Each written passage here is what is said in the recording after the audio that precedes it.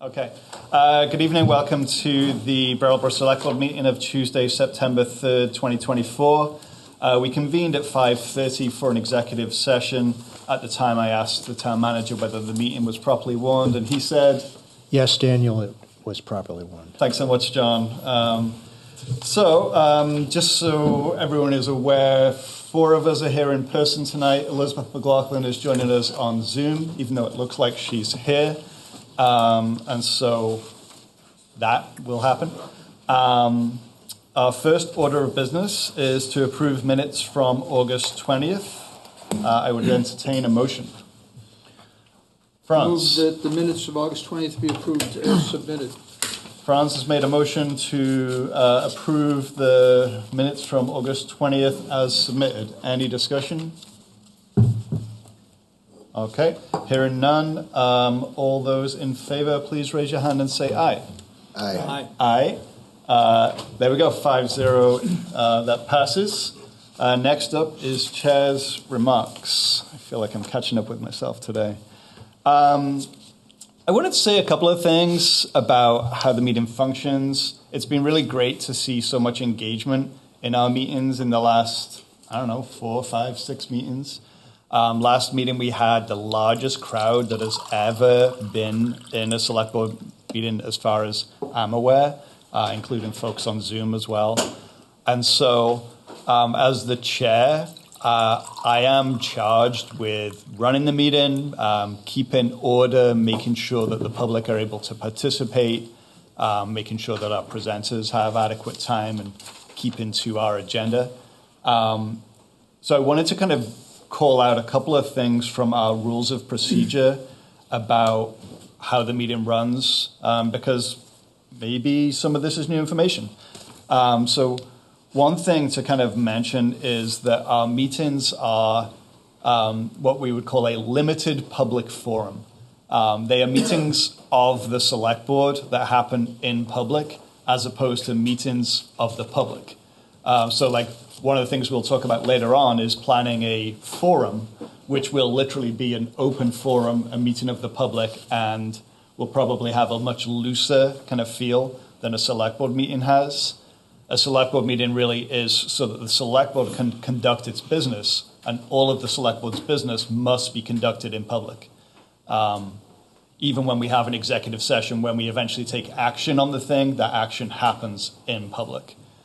And so it's a limited public forum, and so what that means is I have to balance the need for select board deliberation on an issue and decision making with getting information from the public that's going to help that deliberation and decision making.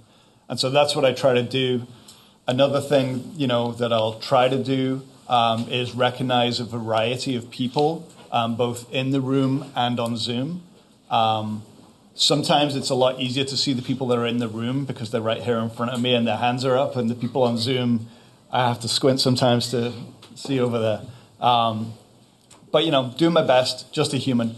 And then I think, a couple of other points to make is that when you're speaking, address the board, address me, actually, and I will then kind of facilitate the passing of questions out to appropriate presenters or, the town manager. The 3-minute limit is a limit. It's not that everyone gets 3 minutes. If you only need a minute, then you only need a minute. If you feel like you need to speak twice on an issue, that's fine, depending on how long we have. But you might need to wait until other voices have been heard before your chance comes around again. And I think the final thing I want to mention, because this came up a few times last time, is there was some people were a little upset about not being able to applaud something that they agreed with. And I said a couple of times last time, please don't do that. Because what it creates is an atmosphere where people will applaud opinions that they agree with. They might boo opinions that they disagree with. They might, it's just not appropriate for this kind of setting. And so I'm going to continue to make that same ruling, and I would ask that you will help me out by just not doing it. And then the only other thing I want to say in this long preamble is that there is a sign-in sheet when you come into the room. It's on that little round table there. If you haven't signed it as you came in tonight, please do so. It's helpful for our executive secretary who prepares the minutes that are draft, and then we work on them and approve them as we just did. So that is all I have to say from Chair's remarks. It's an exceptionally long one tonight.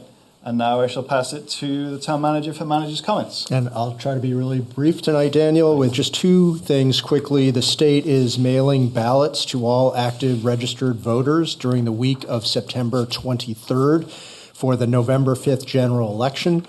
You do not need to request a ballot for the November general election unless you have a different address than is on file.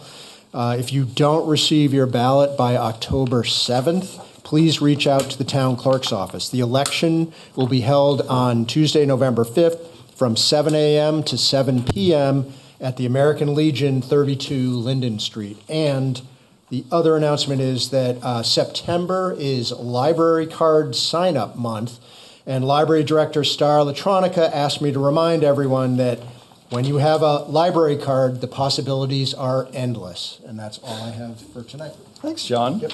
I love the library.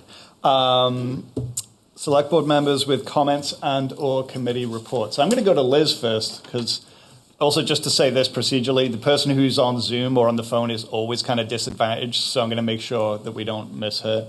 So Liz, you got any comments or committee reports? No, but I thank you for asking. Welcome. Other board members? Okay, seeing none, we shall move on then to public participation. More preamble. Public participation is the part of the meeting that is about things that are not on tonight's agenda. So we've got some public safety matters on tonight's agenda. We've got a health order. We've got a grant for housing. If you've got something to say that doesn't fall into one of those buckets and you'd like to say it now, you can raise your hand and I'll recognize you, and then you can say your piece. And you can also request that we pull something from a consent agenda, which we would then consider. So, that being said, any members of the public who would like to comment on something that's not on tonight's agenda? Yes, sir. And just state your name and off you go. Good evening. Pierre Landry, Brattleboro. Two quick questions and then a comment. My questions have to deal with, I noticed that we're still, I'm assuming, renting ambulances or one ambulance from Golden Cross. And my other comment or question is, I've noticed that, basically from because where I work, our ladder truck's responding to a lot of medical calls. It seems like in the past, especially when Rescue Inc. had our ambulance service, we had like a rescue vehicle. It was like a pickup truck with lock boxes on it that seemed to be the one responding, or a smaller type engine. I think that the ladder truck, it's a high-priced piece of equipment. I don't understand why we'd be sending the ladder truck out on medical calls. There should be a better vehicle to do that as first responders, I understand, but to assist the ambulance should be a better vehicle for that. And I don't know who the gentleman was out front handing out this card, but he sort of stated a lot of things that I wanted to mention in a much better way than I can. I think those items are probably relevant for our conversation later on about the ordinance. No, it's not about the ordinance. It has to do some with safety in town. Right. And I think what we need to do, and I hope the town has some ability to do this, is to limit the amount of subsidized housing in the town. Okay. I think we've overreached our limit. And like the lines from, basically, if we build more and more of this type of subsidized housing, the more and more population that we're going to have, that's going to put more and more stress on town services. Thank you. Thanks, Pierre. Assistant Chief Keir, are you able to answer those two questions about ambulance and fire vehicle usage? Sure, so I'll do my best. Assistant Chief Keir. First question was the use of ambulances. We currently have all 3 of our newly purchased ambulances in, 2 of which are not in service yet, so we are still renting 2 from Golden Cross. One of those ambulances had a recall at Ford, so that's being dealt with, and the 3rd ambulance was just received on Friday and is currently at Key Mutual Aid getting radios and upfit. In terms of the response of the ladder truck, folks probably have seen the ladder truck a little bit more. In the last month to month and a half, we've had 2 other units out of service for maintenance and repair. So that truck has been running first response as those other 2 units have been being serviced. Typically, that truck is not utilized in the capacity that we run it day-to-day operations, but you're seeing it more now. Great. Thanks, Chuck. Appreciate that. Okay, other members of the public who have a comment or a question about something that is not on tonight's agenda? I see we have somebody on Zoom. I think it's Kurt Dimes. Yep. Nice picture. Can you hear me? I can. Hi. I'd like to comment on an inappropriate habit the town select board has of delaying and changing names of things to the detriment of the town. In 2020, BCS offered real estate for free real estate at no cost to the town for a police substation, and now there's talk of a satellite station. We can have it here in almost no time if you'd open your minds to BCS proposals. It's called, now we call it a satellite station. BCS also developed the Safe Policing Limited Disarmament Plan, which now seems to be the resource officers plan. It's fine, it's great, but 3 officers is not enough. This was approved by the recommendations of the Safety Committee on the implementation table in 2022. In 2018, the board was about to fund an energy study for the municipal buildings, and somebody in the public said, hey, remember there was an energy audit 18 months ago for $150,000, which no one on the select board had even bothered to look up. BCS did the petition for the energy coordinator and energy conservation in municipal buildings, and that the board resisted the energy coordinator, but ended up changing it to a sustainability coordinator. And the short climate resolution was approved by representative town meeting without an official name in 2018, and the select board dubbed it informally Cow Power, and then Fossil Fuel Something Facilities Fund, and later Global Climate Solutions Fund. All these names were great, right? But they distracted the board from the real purpose, the original purpose of that fund. And they put the money into the Parks and Rec budget. The board should stop renaming and forgetting things, please. Let's get to work. And I encourage you to get the RTM to help. They're supposed to come up with new ideas. Thank you. Thanks, Kip. Any other members of the public who wish to make a comment about something that is not on tonight's agenda? Okay, seeing none, we're going to move on to the consent agenda. John, would you give us a quick summary? Yep, real quick. We have 7 items on the consent agenda tonight. If you approve this consent agenda, you'll be assigning a new 911 street name, Clover Lane, to a private driveway near Pleasant and Maple Streets. You'll be authorizing a $36,747 purchase of 2 wastewater pumps and accessories as part of the Wilson's Woods wastewater pump replacement project, which is capped at $75,000. You will be accepting the lower of two bids in the amount of $103,180.75 from DMI Paving for the 2025 Sawdust Alley paving project, which is on Lower Bird Street, Baker Street, and Holden Street. You will be approving a parade permit for Sandglass Theater to conduct a parade on September 12th. You'll be renewing a second-class liquor license, tobacco license, and tobacco substitute endorsement permit for Change Easy Food Mart at 228 Canal. You'll be authorizing the library to apply for a $683.30 grant from the Institute of Museum and Library Services to subsidize courier service for interlibrary material deliveries, and you will be awarding a $1,082.51 bid to Hardwired Auto Electronics to upfit 2 police vehicles budgeted for FY25. Thanks, John. Board members, anyone want to pull one of those things for discussion at the end of our agenda? No? Then I'd entertain a motion. Liz, interested? I'm good. All right, she's good. I'll take a motion. I'll motion that we accept the consent agenda as proposed. Great, thank you. Peter's made a motion to accept the consent agenda as presented. All those in favor, please raise your hand and say aye. Aye. Aye. Passes 5-0. Moving on to old business.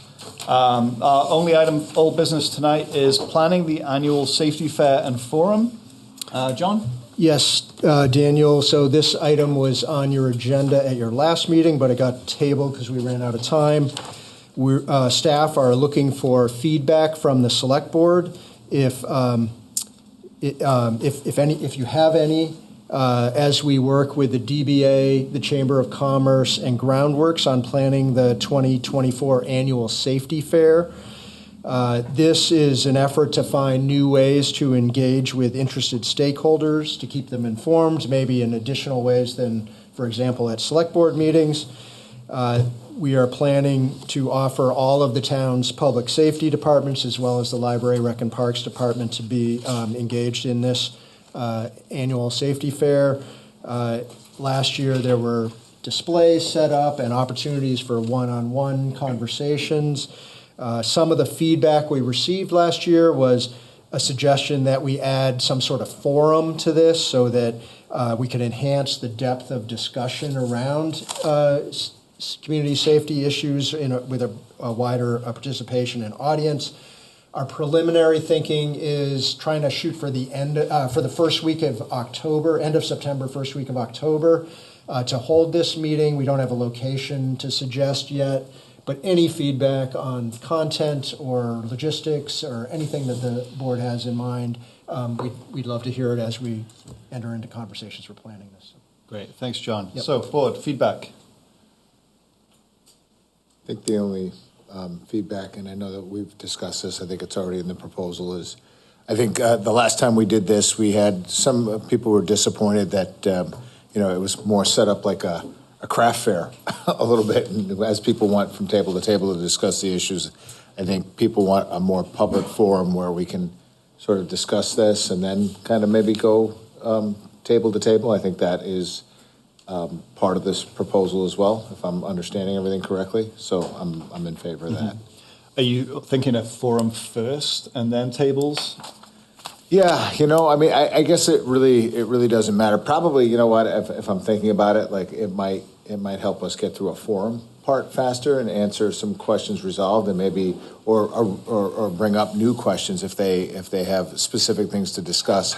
So probably, yeah, I think maybe doing reverse of what I just said might be better. They would have a chance to go table to table, discuss the issues, maybe get some questions answered, or maybe raise some more questions and some things. So that would probably be a better way to conduct this one. Thank you. Elizabeth, Richard, Franz? I'm good. Okay, Franz? Thank you, Daniel. It's a little bit hard for me to figure out just what the event is going to be like, not knowing how many people are likely to show up. And I agree with Peter's second version, which is have the table-to-table stuff first, and then have some kind of a forum. The issue would be how big that forum's going to be. And, you know, I've been to meetings like this in the past where actually breaking the group into smaller groups for discussion purposes gives people more of a chance to actually be heard and not feel like they're competing with other people for the time available and stuff like that. So I don't know if I would make any real specific proposal based on that, but I think we should be open to different ways of really encouraging fulfilling dialogue in the forum part. At least, you know, as we're planning for this, we should keep that in mind. That's really my Great, thank you. Richard? Yeah, I think the forum at this point, based on what's been going on at the last few meetings, makes a lot of sense. I think that having as much public input as possible is it's important and critical. And I like Franz's idea of breaking into smaller groups, because I think even in a forum, if who knows how many people will be there, it may be difficult for some people to get their viewpoint expressed. So I think the smaller group can do that. Then, you know, like you do at a conference where you report back and somebody summarizes what other people said, and then we can get a description of what happened at the meeting if we're not there. And I think that would be very productive. Great, thank you. My own opinion, I used to be a teacher, and like maximum participation is important. And if you have only one person able to speak at a time and you have 100 people in a room, you know, it's hard for everyone to get as much involvement. So I think thinking about whether small groups could be accommodated, maybe there's a whole group and a small groups kind of component. You know, those smaller groups are good opportunities for people to connect with each other, to sort of dive into things, to like actually discuss it, right? Whereas when it's a forum, it's more like one person going like this. So yeah, I think those are good suggestions. I will probably attend this event, I imagine, and I look forward to it being a good one. Members of the public with comments they want to make about this. Mr. DeGray.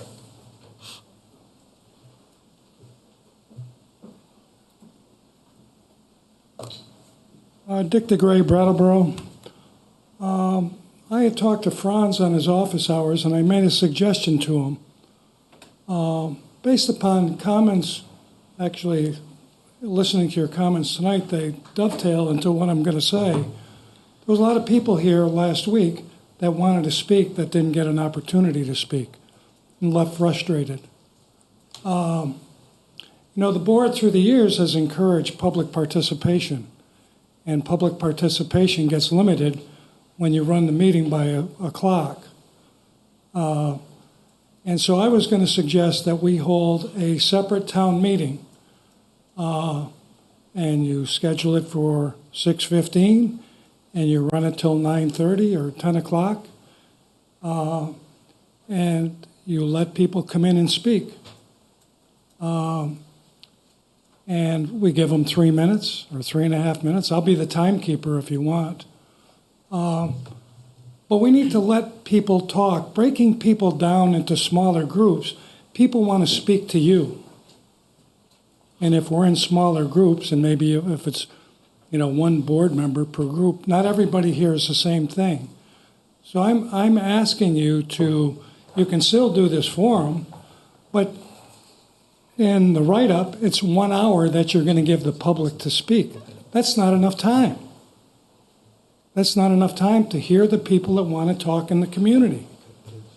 And so I think that you should do this, but I think you should really schedule a town meeting where people get in to come in and talk to you, say what they want. You might be able to answer the question, you might not. But at least you're going to give a heck of a lot more people than, I think there might have been 22 participants last week that got to voice an opinion. And there were so many more that wanted to that didn't. So I think this would be a great opportunity for you to say, we're going to listen to you tonight. We're not going to have any presentations. I would invite the chief, invite the fire department there, and say, okay, we're going to listen to you, Joe Q Public, because we know you have a lot to say. And I think it's a pretty good idea, if I don't say so myself. Thanks, Dick. This event that the town put on once before and then is planning a second version of is not a select board meeting. Members of the select board, I believe, were present at the last one. I wasn't. I think I was away. Members of the select board will be present at this one, but it won't be a select board meeting. And so it's a collaboration between a number of entities. What you're proposing is something that I think we need to consider, and maybe it's a separate thing from what we're talking about here. Okay. Yep, Penny? And then I'm going to go to Jessica next, because what I said with Zoom happened. I didn't notice. It's Penelope. Hi, Penelope. And Penelope Wilner, and I'm from Brattleboro. With regards to what you're discussing right now, I once went, I think last year, to a fish and wildlife meeting at the Brattleboro School. And they had it set up where we were divided into groups, but there was a list of questions that every group was asked. And there was one person who then, at the end of the discussion, came back and answered those questions to the panel.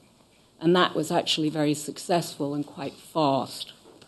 So that was what I wanted to say. Yeah, that's helpful feedback. Thank you.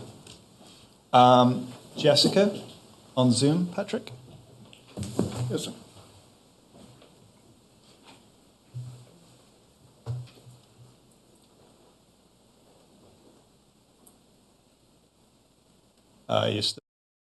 Okay, there we go. Hi, guys. Jessica Dolan, Brattleboro, Vermont. Grew up here. I really like my friend Dick DeGray's idea. Maybe it's because we both love plants. Just kidding. I think what we have going on here is there's a lot of people who live and work in Brattleboro who have lost loved ones or friends and are dealing with a lot of trauma around issues of safety and violence. And also, a lot of us are dealing with the vicarious trauma of daily interactions with people who are in deep suffering and violence here, to a level of saturation that I've never seen here. And I grew up here in the 80s and 90s. And so to have a safety fair where we might just, go from table to table to, it sort of, in some ways, diminishes the depth of what we were all experiencing together by living in this community.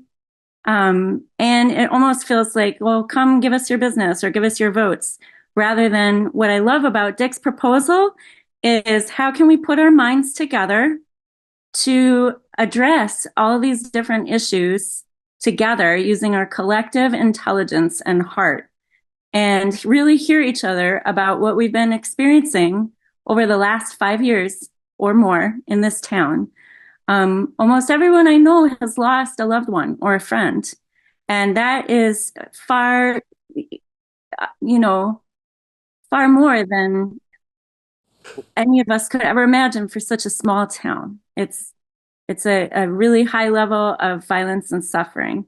And so I think the safety fair really needs to empower the citizenry as a unified citizenry who can collectively tackle these different issues together. And if we want to break it down into different subjects, okay, or different groups, and then we come back together. But there has to be something that engenders a spirit of collectivity and participatory democracy about this, because a lot of people won't really appreciate being talked at more about this because we're dealing with it on a day-to-day basis and we're raising our children in these environments, and it can be very frightening.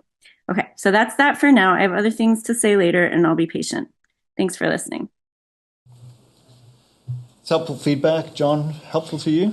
Yeah, so what I've heard, I heard some feedback from the board, which I will bring to the partners that we're working with, and we'll have to figure out what they want to do as well.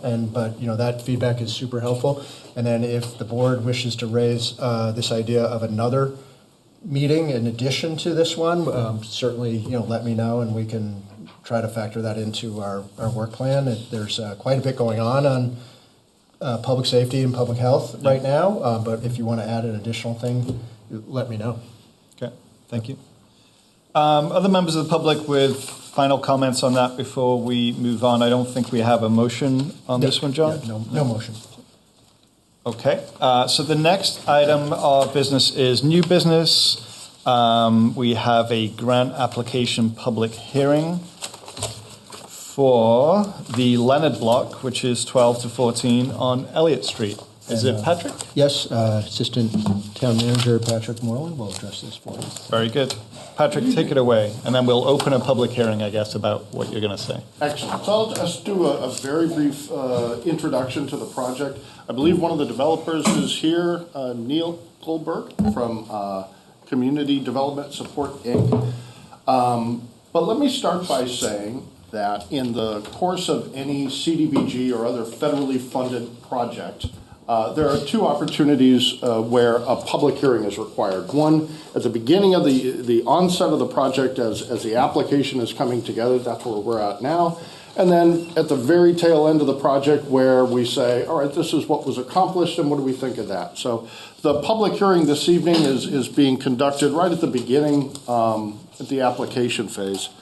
Specifically, what we're seeking from the Select Board is, in addition to holding this public hearing, is to authorize the submission of a grant application to the Vermont Community Development Program in the amount of $500,000 to assist Community Development Support, Inc. with the renovation and redevelopment of the Leonard block, which is located at 12 to 14 Elliott Street.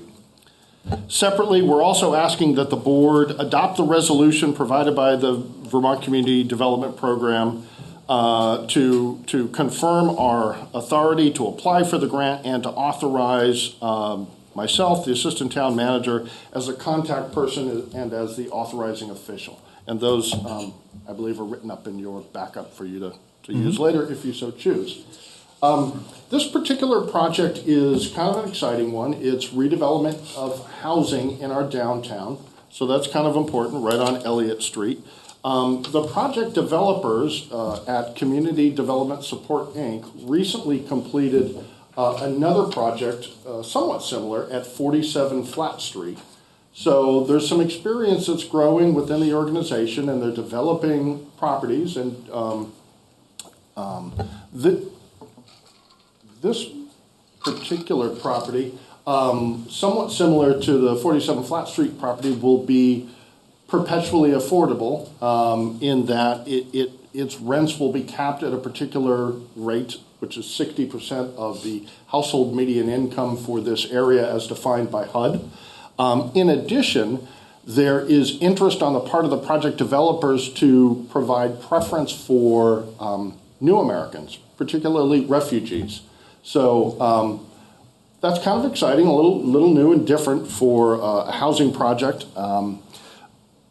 What will stay the same? The property will continue to have a retail storefront at street level, but it will be fundamentally rehabbed inside. The property suffers from a fire that occurred there decades ago. It's been completely gutted and, frankly, not doing much for years and years and years. This project proposes to redevelop the property to create 10 new affordable housing units, many of which will be studios, some of which will be 2-bedroom. The total project cost is about $4.4 million. The town is asked to support the project in an application to the state for $500,000. And if the board chooses to support this endeavor, then the project would likely begin this winter. And I'm sure I missed something really important, Neil. You did a really good job, Patrick. I was waiting for something you weren't going to say so I could correct you, but I mean, you covered it, revitalizing an old building, bringing in new people. Yeah. Great. Oh, come on, there's got to be something else you can offer. I'd be available to answer. And so, yes, we'll probably ask some questions for you, but just to kind of make it super clear, what we're applying for here is state money. It starts out as federal HUD dollars. Yeah. It's provided to the state and administered in a competitive grant process. Mm-hmm. This would be Brattleboro's application for this particular grant round. So not taxpayer funded. Not locally. Yeah, Correct. that's right. Okay, thank you. All right, so we're in public hearing mode. Let's hear from these members of the public first of all, and then we'll hear from you all. Liz. Thank you. So my question is, Patrick mentioned rent subsidized in perpetuity. Could someone discuss the legal mechanism by which that is assured to us? Neil? Yeah, so we'll be working with VHFA, there's a 30-year compliance period for the building, so we'll have to keep the rents capped at 60% of median family income for 30 years, and there's annual audits that we will have to do to comply with that rule. So they have a system that we'll have to abide by for every year to make sure that we're sort of meeting that threshold. Great, thank you. Does that answer your question, Liz? It does. Great. Richard? Could you explain the immigrant piece of this in terms of eligibility or preference or how that's going to work? Yeah, so, we've been working, talking with some of ECDC, the local refugee resettlement agency, about trying to help place some of the people they're bringing into the community. And there's been some talk about whether or not it's allowable for us to do that. And we've done a lot of research around the country, actually, about different states who have policies to kind of help put refugees at home and build housing for refugees. And we've found a couple different states who have a precedent for that. And so we're currently working with the VHFA to kind of prove out that as a precedent that we can start here so that we can allow that to actually be a part of the program. How would it work in terms of preference? If say, a person from Afghanistan was on the list would they be treated equally or differently than other people? Well, so we wouldn't be able to delineate based on where someone's from, but if you're a refugee, that is a protected class under the federal government. But if there was no refugees available to be placed, then it would go to the next available person. Great, thank you. Does that answer your question? No. Okay. No, I still don't understand. So, do they get a preference on the list, or you? So our intention is to have a refugee tenant preference for the building, which we are in the process of sort of proving out with the sort of powers that be, VHFA. So say 10 people apply and there's 8 slots, okay? And out of that 10 people, 9 of them are local people and there's 1 refugee, so the refugee would automatically be part of the 8 people that get into the slots? If again, so we are, part of our program is trying to have a preference for refugees so we can service that population. So yes, if there was a refugee on the list that when we had an open slot, we would give that to the refugee, correct? Okay. Other questions? France? Yeah, along the same lines. Hi. So refugee, does that mean someone who's part of the asylum seekers program at the federal level, or do you have some other definition of refugee? So we're actually in the process of trying to get direction from the VHFA about which definition we can use to make that selection from. Okay. So we haven't solidified that just yet. So still somewhat unclear. And it sounds to me like you're going to have 2 separate lists. You're going to have the refugee list, and those people get priority, and then you'll have the non-refugee list, and then if there's still spaces available when there's nobody on the refugee list, then you'll go to the non-refugee list. That's correct. Okay, thank you. Great. Peter? I'm good. Okay. I'm proud to support a project like this, revitalizing a building that is currently sitting empty when we are in desperate need of housing. I'm assuming revitalizing the retail space as well. Patrick mentioned that the building was gutted by a fire some years back, and so I think you said 2 of the stories were completely unused. So I think I heard what you asked. Thank you. The vast majority of the building, more than 2/3, is sitting idle and has for years and years. And the current assessment on the property reflects that. Yep. It's assessed for something like $250,000 right now. That's a 3-story building in the heart of downtown. It should be worth more. It will be worth more when it gets redeveloped. Great. Okay. So, Franz? Now, I think I heard you say that the rent would be capped at 60% of median family income. Well, now, typically one looks to spend roughly 30% of one's income on housing. Now, if the median family income, I mean, that means by definition, half the population is below that, and you're saying the rent would be capped at 60% of something that half the population doesn't even make that much. It just doesn't sound affordable to me. It sounds like actually very expensive housing. Yeah, so I think we're kind of quoting different numbers here, and I don't have the specifics, so I can't give you a specific retort, but I do think we're misunderstanding each other. And so if I can give you I can get that for you and show you, but you're quoting a different 30% than I'm using. And I don't know how to explain it in detail, and I don't want to misspeak, but I will get you that information. So Neil and Patrick, I work a little bit in housing. We are usually dealing with eligibility, and so I wonder if this is about eligibility, that if you are below 60% of median income. No? Dan, you want to come and give us your perspective? So the rent is set. Could you introduce yourself? I know who you are, but everyone else. My name is Dan Riddlehoover. I work at M&S Development. We're the hired development consultant working with community development support to create the project. The rent rate, so the monthly rent rate, is pegged to no more than 30% of the income of a household that earns 60% of the median family income. So to try to do math in public, if 100% median income is $100,000, 60% would be $60,000, and so the rent would be 30% of $60,000 divided by 12.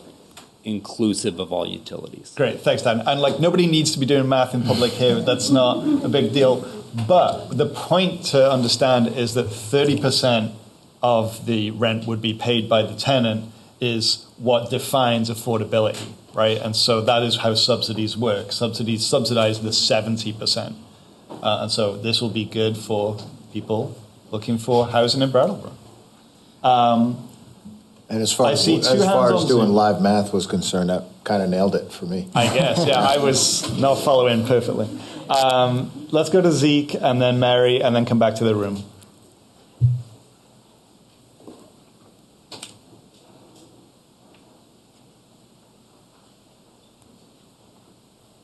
Zeke, are you with us?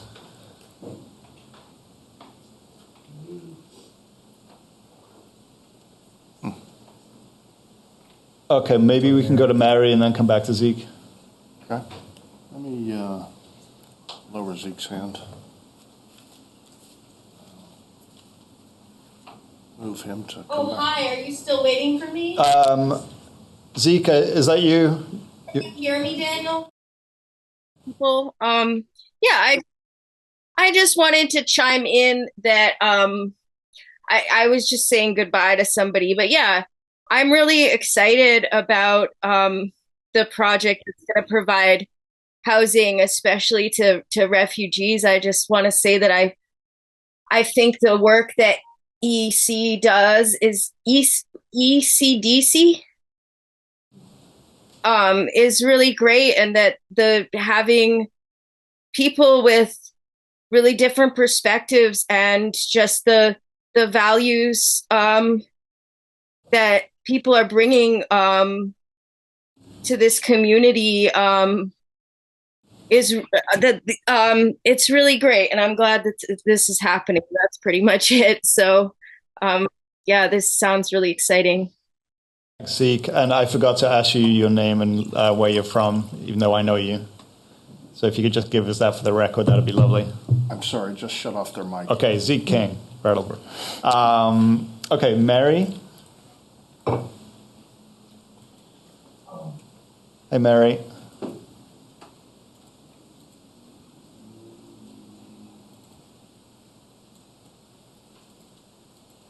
Okay, this seems to be a theme for tonight. We're going to go to Dick, and then we're going to come back to Mary, and then we'll go to Tony, and then we'll hear from Christine.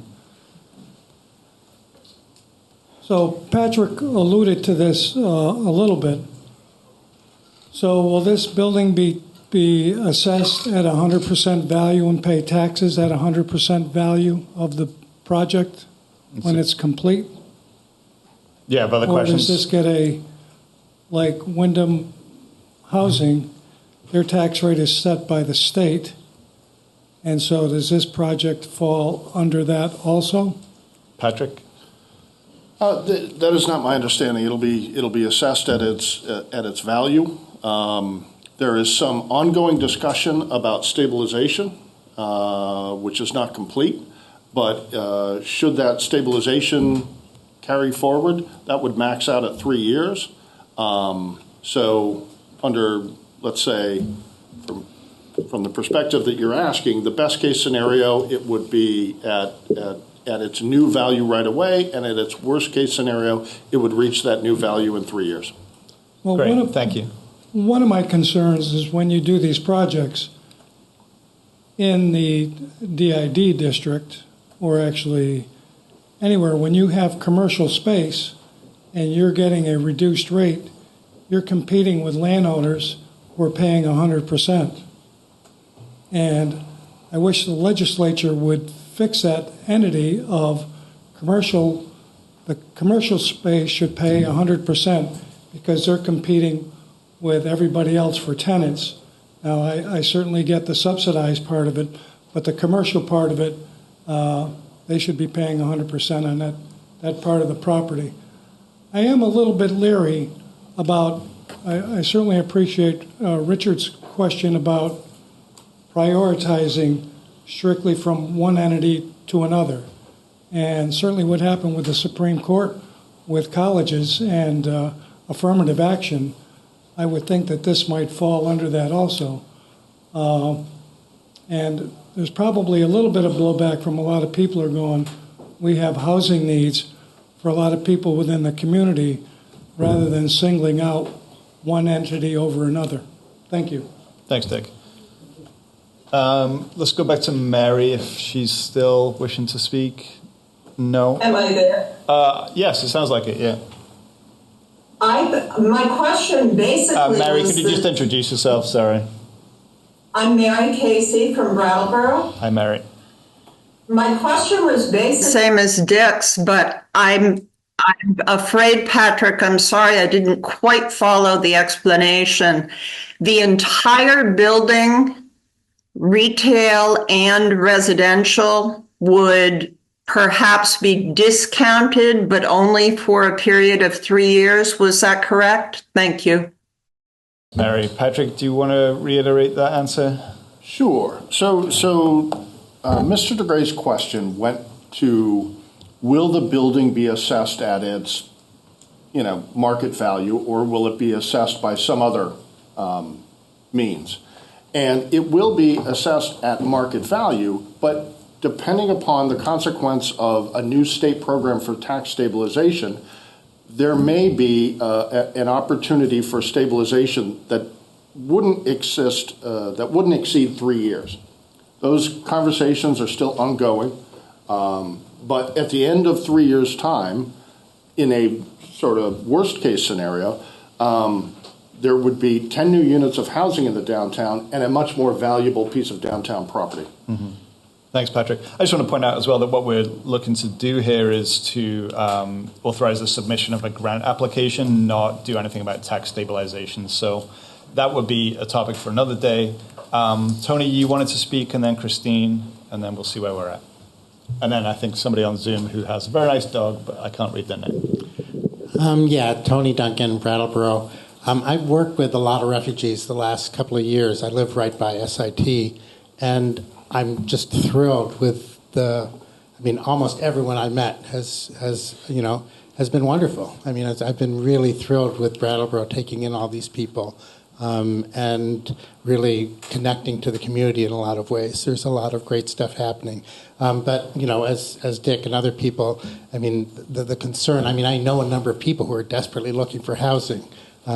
So my concern is the perspective is, Brattleboro's providing housing for refugees. I assume that there's other, housing options that are being presented to support, local people who need housing as well. I just don't want it to sound like, that's all Brattleboro's concerned about is prioritizing refugees. So I'm just wondering about if it makes sense to, discuss any of that at all. Yeah, I don't think in this particular moment, but I hear what you're saying. Christine?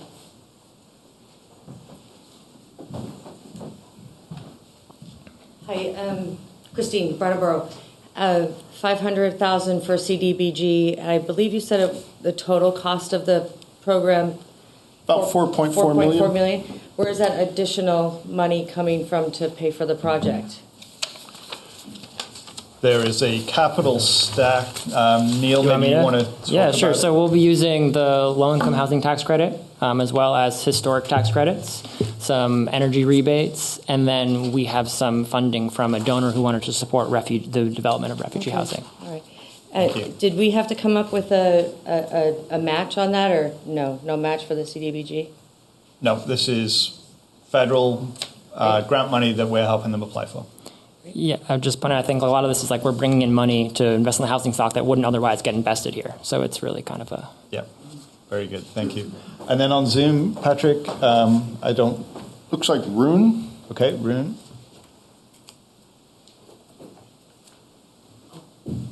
Yeah. Hey. This is actually another person. We're sharing a Zoom screen. My name's Ray. I live in Brattleboro. I wanted to respond to a couple different things that I've heard throughout this conversation. Glad I went kind of later. In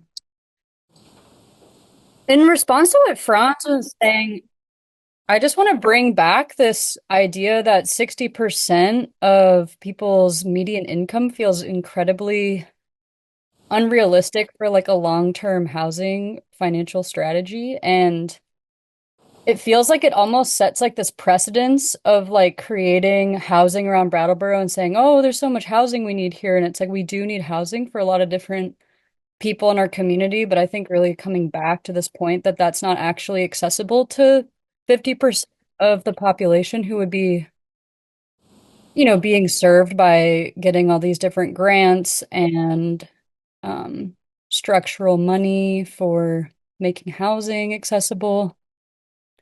It feels like a big concern for me, at least. And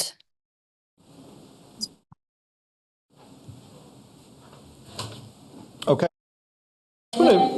Okay, go right ahead. all right, now there was another piece. I was just trying to remember some of the other things people had said that I wasn't able to take note of as quickly as I wanted to. I want to affirm what Zeke said about being really excited about the refugee population. And I think that taking away housing, quote unquote, from other people in the community is not what happens when we create more housing for those who need it the most. And if we focused our energy towards like stopping high income housing production and also like cut out Airbnbs in our town and focused on some other things that are taking away housing, that would be like a better strategy to think about where the housing needs to come from. Thanks, Ray. I just want to say, just to kind of really affirm that what we're talking about here is affordable housing for people who make less than 60% of median income, and that the rent that people would be paying is 30% of the market rent. So if good heavens. Daniel, would you like to please explain? Just to maybe give a better number, in current Windham County incomes, a studio with all utilities is about $965 a month, and a 2-bedroom is $1,240 something, I believe. Right. The way that it works is you take 60% of median family income and you multiply it times 30%. So say you have $45,000, you multiply that times 30% of that. That is your annual rent. So it's 30% of your money, not 60% of your money. Right. It's 30% of the money of folks who earn 60%. That's what I've been trying to say. Or less. Thank you, Daniel. So I'm going to bring it back to the board because what we're trying to do here is really consider whether we want to support an application for a grant, and then furthermore, whether we want to identify that guy over there as the contact person on the grant. So board, would somebody like to make 2 motions? Sure. Oh, Liz wants to do it, even though she's not feeling well. Liz, go right ahead. No, go ahead. I was just going to voice my support for this project. So much. France. So you want to join them into one motion, is what you're saying? Just give me 2 motions. Are we going to vote on them separately or together? Yes, separately, but I'm sure it'll be fine. All right. You want to do one at a time? We'll do one at a time. I'm just thinking procedurally. That's all. Okay. I'd like to make 2 motions, please. You may. Be voted on individually. Lovely. First one is to authorize the submission of an application to the Vermont Community Development Program, VCDP, for an implementation grant for community development support incorporated in the amount of $500,000 for the Leonard Block 12 to 14 Elliot Street project. The second motion is to adopt a resolution from the Vermont Community Development Program, VCDP, for grant application authority to identify Assistant Town Manager Patrick Moreland as the contact person and the authorizing official. Thanks so much, Franz. Franz has made 2 motions. Let's take the first one first. So we have a motion to authorize the submission of an application to the VCDP program for an implementation grant, $500,000 for this project on Elliot Street. Any final discussion on that? Okay. Seeing none, all those in favor, please raise your hand and say aye. Aye. 5-0. Furthermore, we have a motion to adopt the resolution from the Vermont Community Development Program for grant application authority to identify Assistant Town Manager Patrick Moreland as the contact person and the authorizing official. Any final discussion on that? Okay, seeing none, all those in favor, please raise your hand and say aye. Aye. This is 5-0. Good luck with your project. Thank you. Okay, our next item of business is a health order for the property at 6 Reynolds Drive, and Assistant Chief Keir is in his Town Health Officer capacity. We will be wearing our Board of Health hats at this point. AC Keir, would you like to give us a presentation? Sure. So thanks for having me and considering this health order. A little background on what a health order is and how we get there. There's really 2 forms of a health order, one being the actual health order, the other one being an emergency health order. In this particular case, I'm seeking a health order from you folks. Usually we consider a health order when compliance of any type of level is just not met by the property owner. So that's what I'm here to seek from you guys today. All the information within this health order is in the backup materials, and I'm going to summarize some of that. So, as a town health officer, I feel it appropriate that the Board of Health, also known as the Select Board, issue a health order for 6 Reynolds Drive, owned by Community Restoration Incorporated. Upon my investigation, I found the property 6 Reynolds Drive has life and health violations consistent with endangering the occupants, further creating and causing a health hazard. Further, 6 Reynolds Drive has greater than 5 major code violations as defined by the National Fire Protection Association 1, NFPA 1, and NFPA 101. 6 Reynolds Drive has greater than 5 code violations as defined by the Vermont Rental Housing and Health Code. It also has violations of Brattleboro land use regulations. The major violations noted within the health order are missing smoke and CO detection, excessive trash can be found inside and outside the property, entryways and egress points are blocked and are not functioning. There's significant plumbing issues located in the basement, further contributing to mold and mildew within 6 Reynolds Drive. There's a noticeable sag and list of the building. This can be seen in the basement in the first floor basement stairwell. Other violations noted but not considered major, missing fire extinguishers, various electrical issues, holes in the ceiling, heating appliances out of inspection, and the lead inspection, repair, and cleaning compliant with Vermont Department of Health is not listed. Community Restorations Incorporated has been notified. When I say Community Restorations Incorporated, I also refer to Will Hunter, has been notified of the need for reinspection preceding the initial inspection that took place on June 1st, 2023. He was notified 8 times, 6/1/2023, immediate 72-hour correction on July 6th, 2023, and October 10th, 2023, October 17th, 2023, October 24th, 2023, November 16th, 2023, November 30th, 2023, July 15th, 2024, and a formal letter via the Springfield Constable on July 7th of 2024. For each notification, Community Restorations Incorporated either canceled the inspection and with reason or failed to show at the follow-up re-inspections. Contributing to a lot of the confusion in this particular case, on December 15th, 2023, Courtney Stone, Kelly Anderson, and Kevin Hescock were identified as having all rights and titles and claims to 6 Reynolds Drive. This was provided to us by Community Restoration Incorporated, Will Hunter, via email, and he provided me a quit claim deed. The town of Brattleboro town clerks was never notified of the change in property and is still not on file as of today. The Community Restorations Corps Incorporated, and all the occupants were informed today of the intent to issue the health order and given supporting evidence and informed of the appeal process should you issue a health order. Therefore, based on this hearing, I recommend the Brattleboro Selectboard Board of Health issue a health order effective immediately for the property of 6 Reynolds Drive, owned by Community Restorations Corps Incorporated. The health order should read, install fire and smoke detection within 24 hours per NFPA 101.24.3.4 and 24.3.4 detection alarms and communication systems. There would be a verification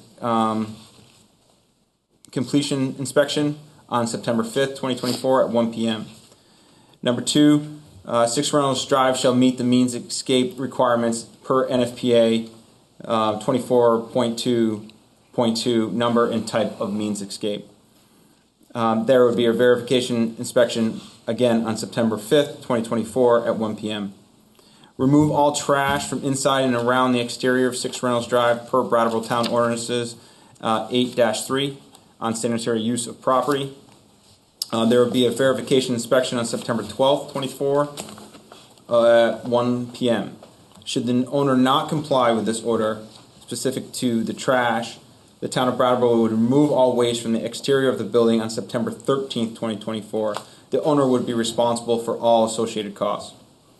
Have the plumbing in the basement inspected and repaired by a Vermont licensed plumber per Vermont Rental Housing and Health Code 5.4, water supply and wastewater disposal. There would be a verification inspection on October 31st, 2024 at 1 p.m.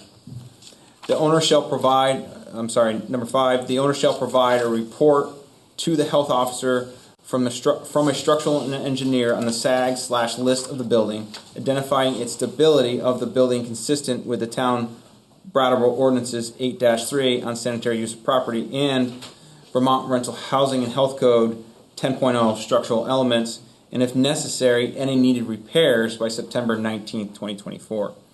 Any repair noted should be completed by October 30th, 2024, with a verification inspection on October 31st, 2024. All other items noted within the June 6, 2023 inspection report should be corrected, and then there would be a verification inspection on that same date of October 2024 at 1 p.m. A Brattleboro Town Health Officer or Assistant Town Health Officer would complete those inspections. Thank you, Assistant Chief Keir. So that is the health order that we've been asked to consider here. Town Attorney Fisher, thank you for joining us. I'm sure we may have questions for you. Let's begin with a motion so that we are grounded. I'll motion. Peter? All right, I'll motion to issue a health order for the property at 6 Reynolds Drive, owned by Community Restoration Corps Incorporated, based on the attached information. Great. Thank you, Peter. I have a question. I have a procedural question that kind of comes before the motion. Go right ahead. And this I would address to the town attorney. Do we actually know who owns this property? The motion says Community Restoration Corps Incorporated, but did we have a copy of a quitclaim that seems to give the title, or at least some proof of ownership by other individuals? And there's even a form from the Vermont Property Transfer Tax Return that I don't know what the legality of this is. And so, before we say who we're issuing this order to, I think I would love to have a more certain determination of who owns this property. So my understanding is Mr. Keir checked that with the town clerk's office, and it remains with Community Restoration that quitclaim deed was never recorded. So we have to go based on what's recorded in the town clerk's office, and that's the record owner of the property. So that's how Health Officer Keir has progressed thus far. And correct me if I'm wrong, you confirmed that with Town Clerk Hillary That's Francis. correct. I've also been to the residence multiple times, and in a recent encounter with one of the residents, actually to drop off the intent of the health order, the residents informed me that the property owner wasn't there and that property owner was Will Hunter. Yeah. Okay, so in other words, proceeding with the motion that Peter made would be proper at this time. Right. Yes, with and Mr. Hunter is not here. I have not seen him. I just got here, so I can't see what's in the back room there. But assuming he's not there, and he was only served with the notice of this morning, and so and maybe I'm repeating what the plan might be. So that it was sent out to be served last week. For some reason, Health Officer Keir received notice from the Springfield Police or Constable that Mr. Hunter was only served this morning. It was supposed to be done last week. The statute doesn't provide how many days prior to this hearing is required, but 1 day is typically not a great time. But the statute says that when you have the health order, the notice to have the intent of a health order, upon request of the person against whom the health order is sought, may request a hearing. So our suggestion, or my legal suggestion, is to go forward with your motion, discuss it, etc., and make it tonight. If Mr. Hunter then makes a request saying, hey, I didn't have enough time, then it would be up to your board to say, which from my perspective would be reasonable, but you're the ones making that decision, saying, hey, we'll take this up at our next meeting because 1 day isn't sufficient. But if he doesn't make that request, the order that you put in place tonight would have effect. Yeah. And the deadlines, et cetera, would apply so that you don't run the risk of the situation being, oh, I'm just going to try to delay this forever. Right. So I just, procedurally, that was a curveball that hit us this morning. Yeah, thank you. Peter, did you want to speak to the motion? I did want to speak to the motion that I made, yes. Yeah. And one of the questions that I had asked have been asked and answered, so thank you for clearing that up. The second is, so it seems sort of a little bit of a gray matter. It appears we don't have anybody that's interested in being compliant with anything that we do. Am I understanding that correctly? That's correct. All right. So we can put this thing into effect, which is great, and I support it, and I think we should, but what's going to change? So after you guys issue a health order, then it's bound by state statute, Title 18. Should we not get any compliance, we can go to injunctive relief, and I'm slightly deferring to the town attorney. Yep. But at that point, a judge would order Will Hunter, or Community Restorations Incorporated, I should say, to make these corrections. Should that still not be done, it would go to Vermont Supreme Court. Okay. One slight correction there, it would only go to the Supreme Court if there were an appeal to that. But if the landowner doesn't comply with your order, we would seek and hopefully obtain from the Superior Court an injunction, which would be this is now a court order. So if the select board order isn't high enough, then the court order should hold greater weight. If the landowner then does not comply, then the court can, what we would do is and we've done this before with this same landowner or property owner, seek an order that the town can actually take the actions to alleviate the health concern, tack that on to a judgment that gets recorded as against the property, and then recover that through a foreclosure on a judgment against the property owner. So we've actually done this with this property owner 5-10 years ago. Not on this property, but on a different property. But so there are the levels of, if there's non-compliance, ultimately a court's going to, in my opinion, grant the request of the town to take the action necessary to get rid of the health problem, and then seek to recover that through a foreclosure action. Okay. Thanks, Bob. Peter? Richard, question? So, that, from what you just said, then if he doesn't comply, the town could go in, incur all this expense to bring it up to snuff for whatever we wanted to do in terms of this order. That's one option. The town would typically take the action necessary to remediate the public health hazard, and that could be different levels. If there's absolute no compliance with the list that is in your motion here, I'm not saying the town would do each and every one of those things if it could, in other ways, eradicate or remediate the health hazard. But that's only if there's non-compliance by the property owner. Great. Is condemnation a possibility? Could this property be condemned and then tell the tenants they can't live there and just let it sit and have the owner fix it? Yeah, it is a possibility to go that route, but it would be through the ratcheting up of the health order and the enforcement through the courts. Thanks, Bob. Liz? So these health orders are the most important things that the select board does. And I fully support the town's action in this regard. And we need to really start the process to clean this up. And I will definitely vote yes.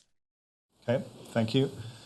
My own thoughts on it, I think that property owners who provide rental properties need to provide them in a healthy and safe manner.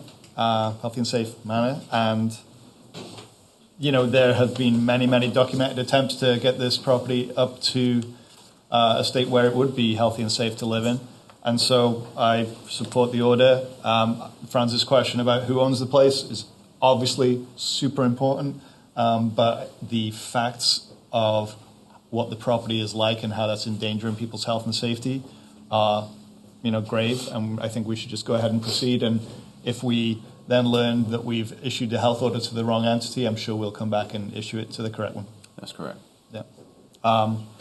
So members, just go ahead. I'm sorry, just a question. So in the case that this is owned, I certainly think if this gentleman doesn't own the property anymore, this will be something that motivates him to get it deferred to the current owner. So okay. that'll flush it out pretty quickly. But second, would it be possible then just to sort of make that part of the motion so that if we do find that this isn't, it can just switch over? Is that you know what I'm saying? So that it's just like what we're doing now would transfer to this other party, or do we need to come back and formally name it? You could add to your motion that this order shall be recorded in the town clerk's office, and then it would run with the land should a subsequent owner take record title.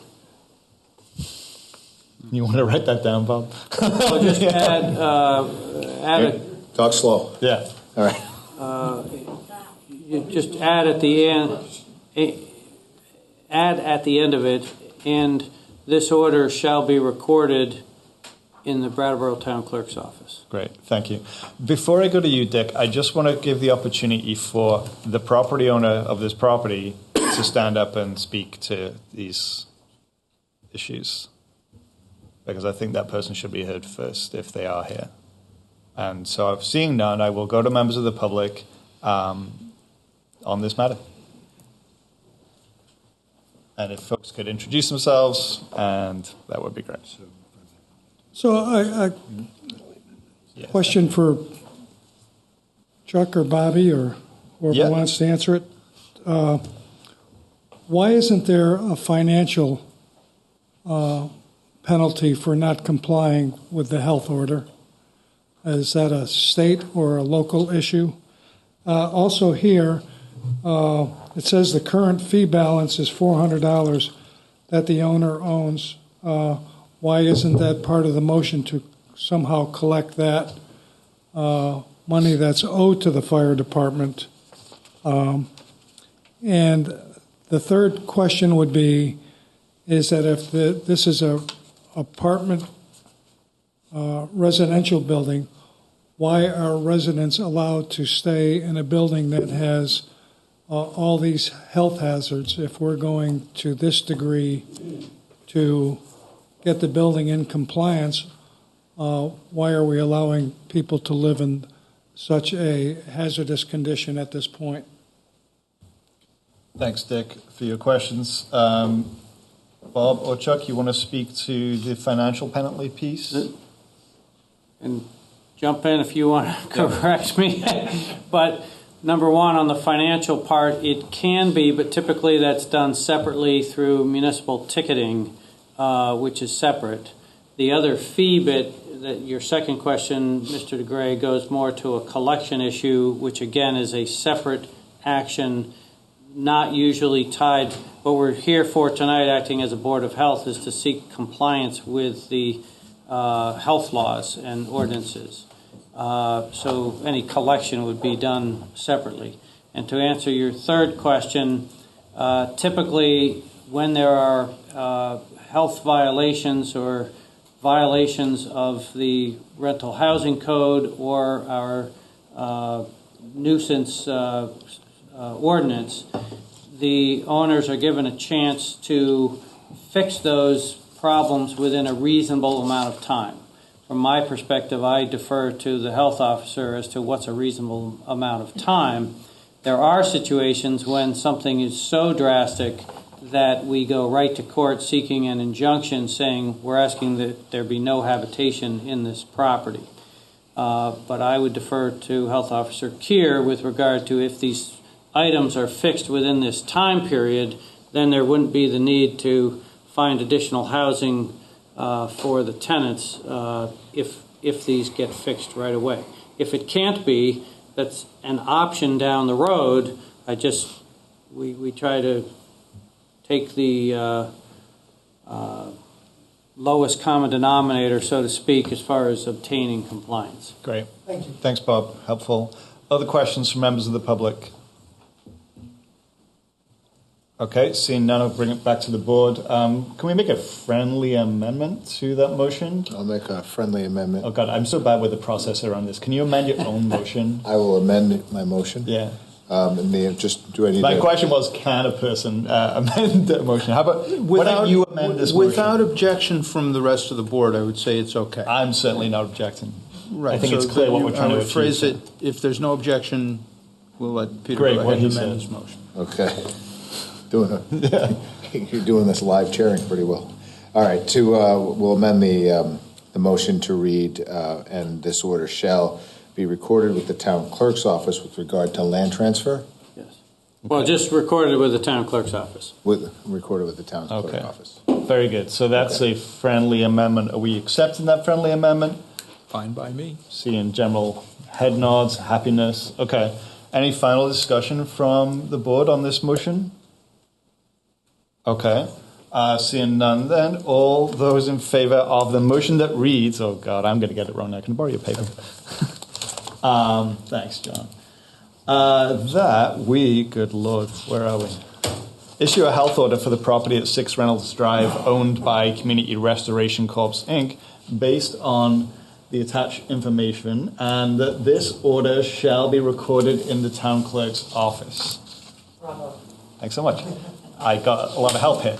All those in favor? It was out of order to say bravo. Please raise your hand and say aye. Aye.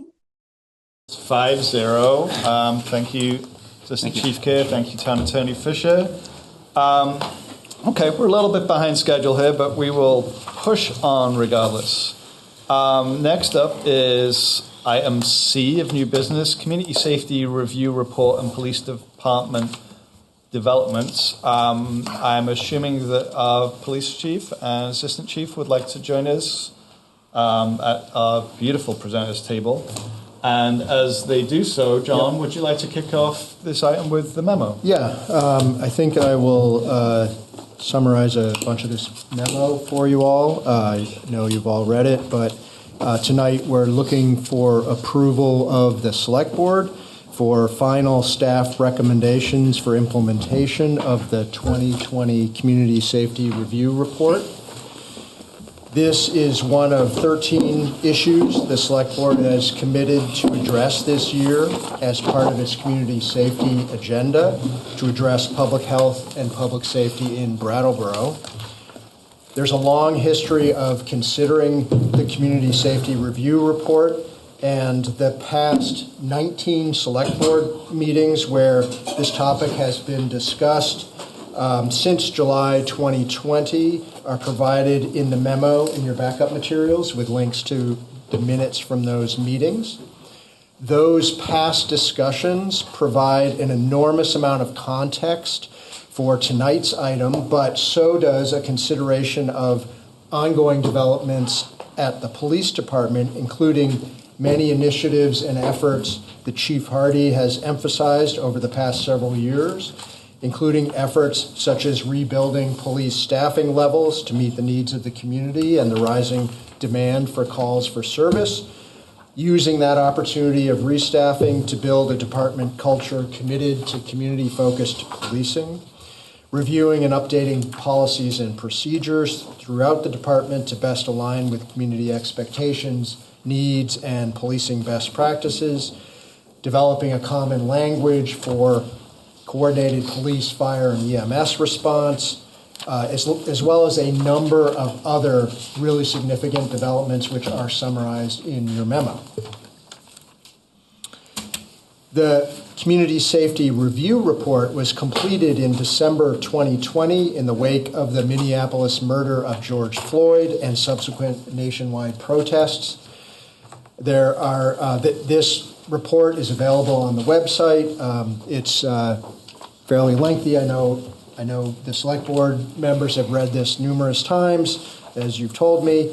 Many of the recommendations in that report have been implemented by the town, such as a formal acknowledgement by town staff and the Select Board of the harm caused by discrimination, ongoing improvements to data integrity in collection and analysis, investing town resources in human services, and continuing to commit to fair and impartial policing policies.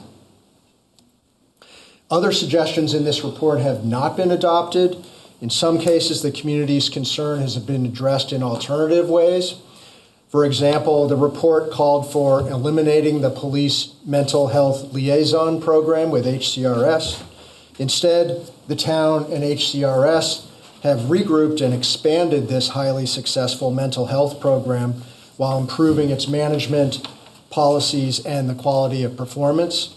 A similar approach has been implemented with animal control. Additional recommendations in the report have not been adopted because they were seen as unlawful, counterproductive, or impractical. These include ideas such as suspending paid administrative leave for police officers under investigation, unlawful, withholding pensions for officers involved in excessive force violations, also unlawful, freezing police training initiatives, really not seen as productive, segregating police staff from the community by diminishing community policing approaches, and disarming police officers, really, again, not seen as appropriate for our community. Final recommendations for addressing the Community Safety Review Report's recommendations is included in your backup materials as Attachment A. I'm happy to go through those line by line, those recommendations, and the final staff steps forward on implementation, if any, if that's helpful for the board. Or I can call up the ones that are not recommended for implementation. The total list is 41 recommendations that we could address here line by line if you want, or we could address the 14 that we're more or less are not moving forward with at this time. Or we can just hear from the board and the public, and happy to respond to any of the particular items that anyone wants to raise, however you want to do it, Daniel. So. Great, thanks, John. So a number of options for us there. Board, what is your pleasure? Okay. Seeing nothing, I will make an executive decision. I don't think we need to go line by line through every one of these 41 recommendations. The board is familiar with them, has reviewed them. Members of the community have been very much invested in this process. If you are in the room and you want to see what is in this binder, copies of it should be available, right, Patrick? On that desk. Copies of the agenda are available. Yeah. And the board packet is available online. Right. So folks can access the material online. What I'm referring to here is a document that is, 20 or so pages long, 41 recommendations. If folks in the room cannot access that document and feel like they would really like to see it right now, you could raise your hand and I can help you out. Okay. I see one person. Patrick, would you mind making a copy? Sure. Absolutely. Tony, we'll get that to you in a second. So, John, I don't think we need to go through 41 separate recommendations. I have reviewed them and have thoughts. If the rest of the board is interested at least in sharing their thoughts about the town staff's final recommendation on this report, we could start that way. If we feel like we're missing something, we can always come back. I've tried to give this item a good amount of time in our agenda, about an hour and a half. We'll take a break somewhere in the middle of it for about 5 or 10 minutes. But if that feels like an okay starting place, seems like it does. Okay. So, board members, you're invited to share your comments on the town manager's final recommendations. And Liz, I see your hand. Hey, Liz, go right ahead. Oh, great. Okay. Well, thank you. I want to thank John for addressing this matter. Of course, it is the number one goal of the select board to address this matter this year. And lo and behold, we're doing it. And that's great.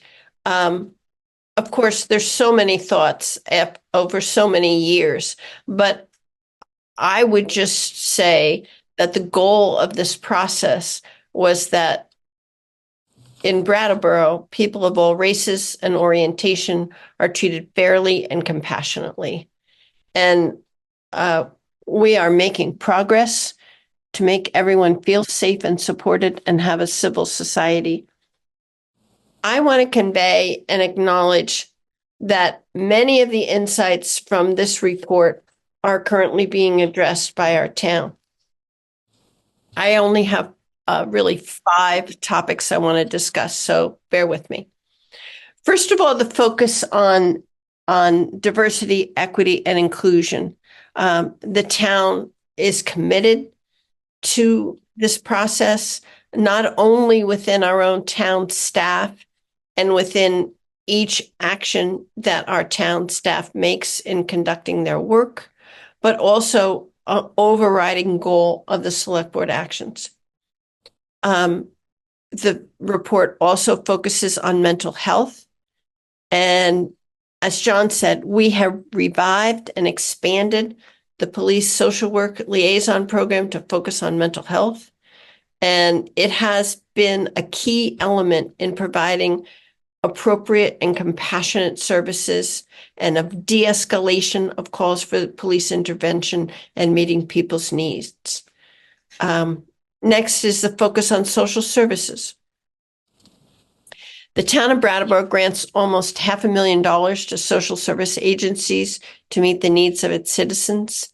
And this is a very large sum for what is basically a working class town with 21.7% of residents in poverty.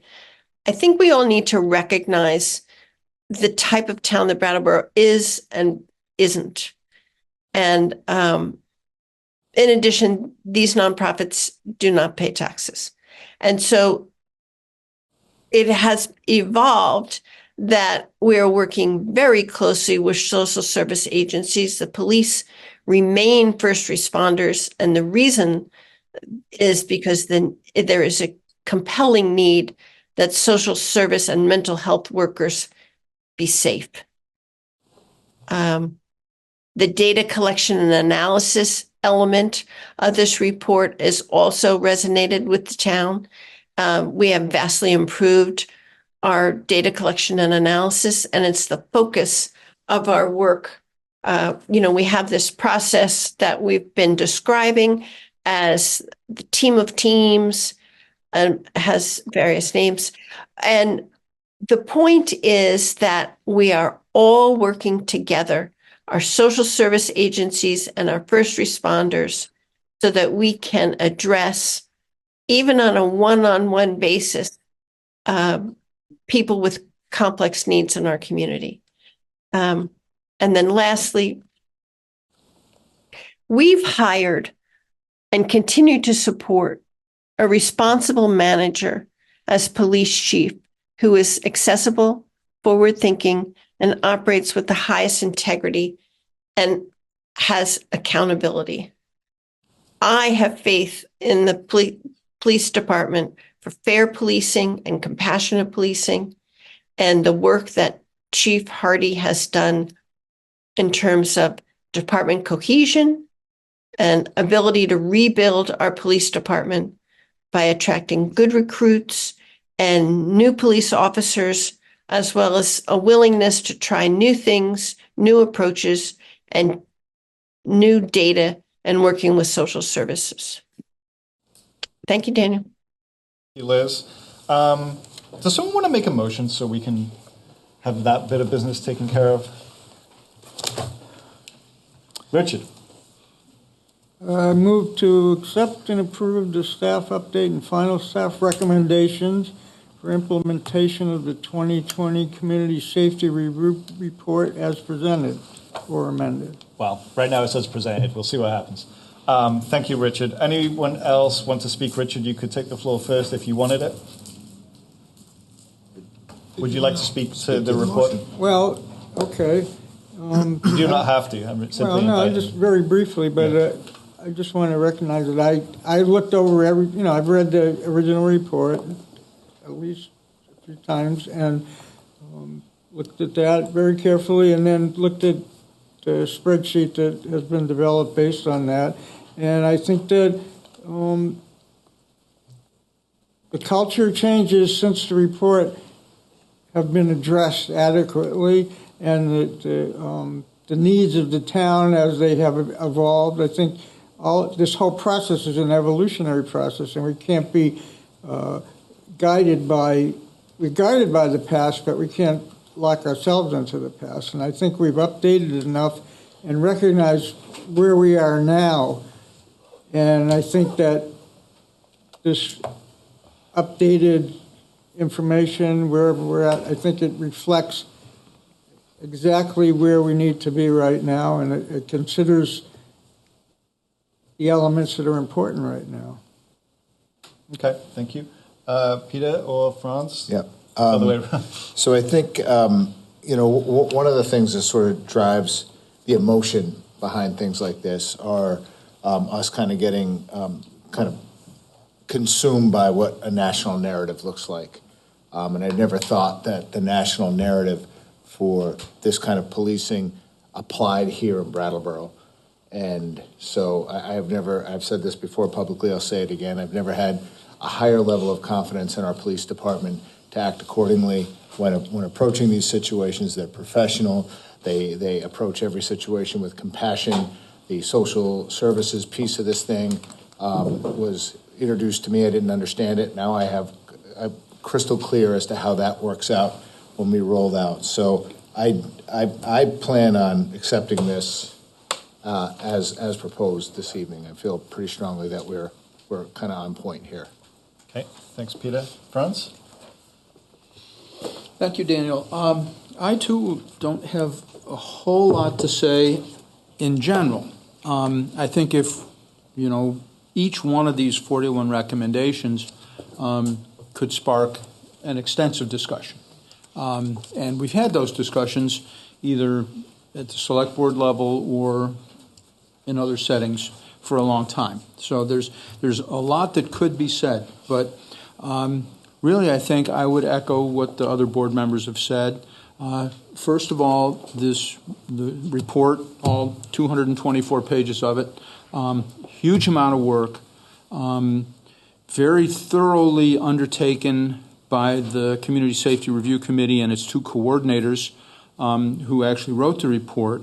The fact that they turned out this volume of information and then words in the space of a few months is quite remarkable, and that the conclusions that they reached were very important in starting this discussion.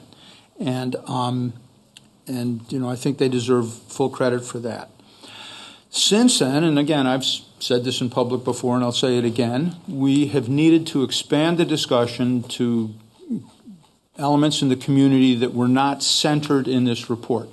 This report is centered quite deliberately on groups that were previously marginalized or in some way especially highly impacted by law enforcement, but it was really restricted, the bulk of it was restricted to a particular segment of the community. We, since then, have undertaken issues of safety on behalf of the entire community. We're right in the midst of that now, as I think everybody's pretty aware. So what we've done is to move on from the community safety report. We've now worked our way through this implementation table. If we're going to have a discussion of individual components of it, perhaps that's part of our discussion tonight. But I'll just say that overall, I think the town staff working on this have done a monumental job of drawing all this information. This is 3.5 years worth of information drawn together into 11 pages here. And I support the findings. I think they're well considered. We could dissect them, pick them apart in a lot of different ways, but I think this is really a remarkable job by the town staff, and I support the final version.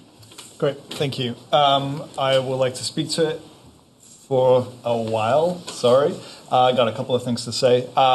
Liz and I were on the board from the genesis of this report. I see one of my fellow colleagues in the audience as well. Hi, Tim. It was a tumultuous time. It was a really difficult time. It was the beginning of the pandemic as well. The people that were deeply moved to share their experiences in this report are heard. Anyone who's read the report couldn't come away from reading it without finding it impactful. It is an impactful report. And I think that one thing that I would really like to continue to commit to, and I believe that we do currently commit to that, is listening to our community about the services that we provide, whether it's things like trash collection or policing. And I have seen our police department really be interested in listening to our community and responding to them, and listening to multiple perspectives, not just one sort of homogenous group. So I want to continue that commitment to listening to the community and responding to what the community is telling us about what they need, right? And now, if you don't mind, I would like to just kind of dive into like maybe 6 or 7 pieces of these recommendations that I want to kind of call out. So recommendation number 6 speaks about data, data analysis, and like mapping. And so one of the projects that we currently have underway through the state's support of the Public Safety Enhancement Team process is to better provide for data analysis with our police department in partnership with the Crime Research Group, who you heard from a couple of weeks back. That work is ongoing. It has been going on for a little while. I think it's already yielding some pretty positive results. And so in the recommendation from staff, it speaks to how calls for service will drive a police response. And what we hear, fairly regularly is that sometimes, police are responding to a situation where, like, they're the only people available to respond, so that's who's responding. But maybe, when the situation becomes clear what it is, maybe there would be some other entity that was perhaps better placed to respond. Until we create such an entity, the police department will respond to those calls. But I think that the work that we're doing with data and the work that we're doing in collaboration with social services organizations may point towards paths in the future where we could imagine entities that may be better placed to respond to certain kinds of calls. This is work that is happening elsewhere in the country, even as close as Amherst and Northampton. And so I just would like us to keep an open mind about that as we move forward our process with collaboration and data right now. Recommendation number 12 speaks about training from local content experts with lived experiences of difficult situations. And our police department already works with content experts from people with lived experience of difficult situations and learns from them. We're about to add new positions that we're calling the BRAT team, except the T stands for team, so I guess it's got 2 T's, like Brattleboro. And those folks are going to be unarmed, they're going to be in our downtown area, and they're going to be supporting folks on the street, they're going to be interacting with people on the street, they're going to be learning about people on the street. And I think it is critical that that team is trained in collaboration with the numerous outreach teams that already exist in our community from organizations like Groundworks, like Turning Point, like HCRS. And so that those teams can learn from each other. They will have different perspectives and experiences, and the kind of sharing of those experiences together will probably at times result in kind of disagreement, but I think it'll be a productive disagreement that leads to better service for people in our town. So I think that's one area of training that we can consider. Recommendation 13 speaks about funding for things like safe housing, food shelves, free meals, community gardens, land trusts, etc. Very hugely important needs in our community, needs that the town general fund doesn't really address. We have human services funding right now that, as has been mentioned before, it comes to nearly $500,000. And so what I want to challenge our community to think about is whether that human services funding is having the impact that we want it to have. And if it isn't, then we should think about what something different might look like, okay? And so that's a question for the Human Services Committee, which meets this Thursday at 5 p.m. It's a question for our town meeting members, and it's a question for you all. Let's see. Number 15 talks about mental health and really trying to have a non-coercive, non-carceral approach to mental health. HCRS, which is our designated mental health agency, is currently exploring options to provide some different services, and the town has been collaborating with them. And I just hope that we will continue to collaborate and support as needed. They're also a partner in our work that we're doing with the One Brattleboro group. Let's see, numbers 17 and 18 both speak to restorative justice.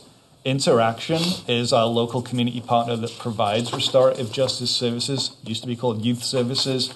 It used to be the Brattleboro Community Justice Center. They merged. It's now called Interaction. I know from talking with Mel Motel at Interaction that they have received a grant from the federal government to expand their restorative justice services to the neighborhood level, which was the recommendation here in number 17. And I would just encourage that the town continue to collaborate with Interaction to explore how restorative justice practices can be woven into our response. I know it's something that we've been involved in for a number of years. And when we get to our next agenda item, I think there's also a place for talking about restorative justice there. Recommendation 27, is about project care. In the town final recommendation, it speaks about what's gone on with project care, but it also suggests some new avenues, one of which is hiring a peer support specialist. And that's something that I'd like to learn more about. Doesn't have to be right now, but I just want to flag that. 32 is talking about investing in non-coercive supports as alternatives to police and police-like interventions. And, it's not lost on me that we're not doing that. We actually are choosing to invest in our police department right now, which, if I was the author of this report, I would say is directly contradicting that recommendation. We are making those decisions knowingly and willingly. We believe in the work that our police department is doing, and we also are optimistic about the possibilities in the collaboration that's happening with social service agencies through the One Brattleboro group.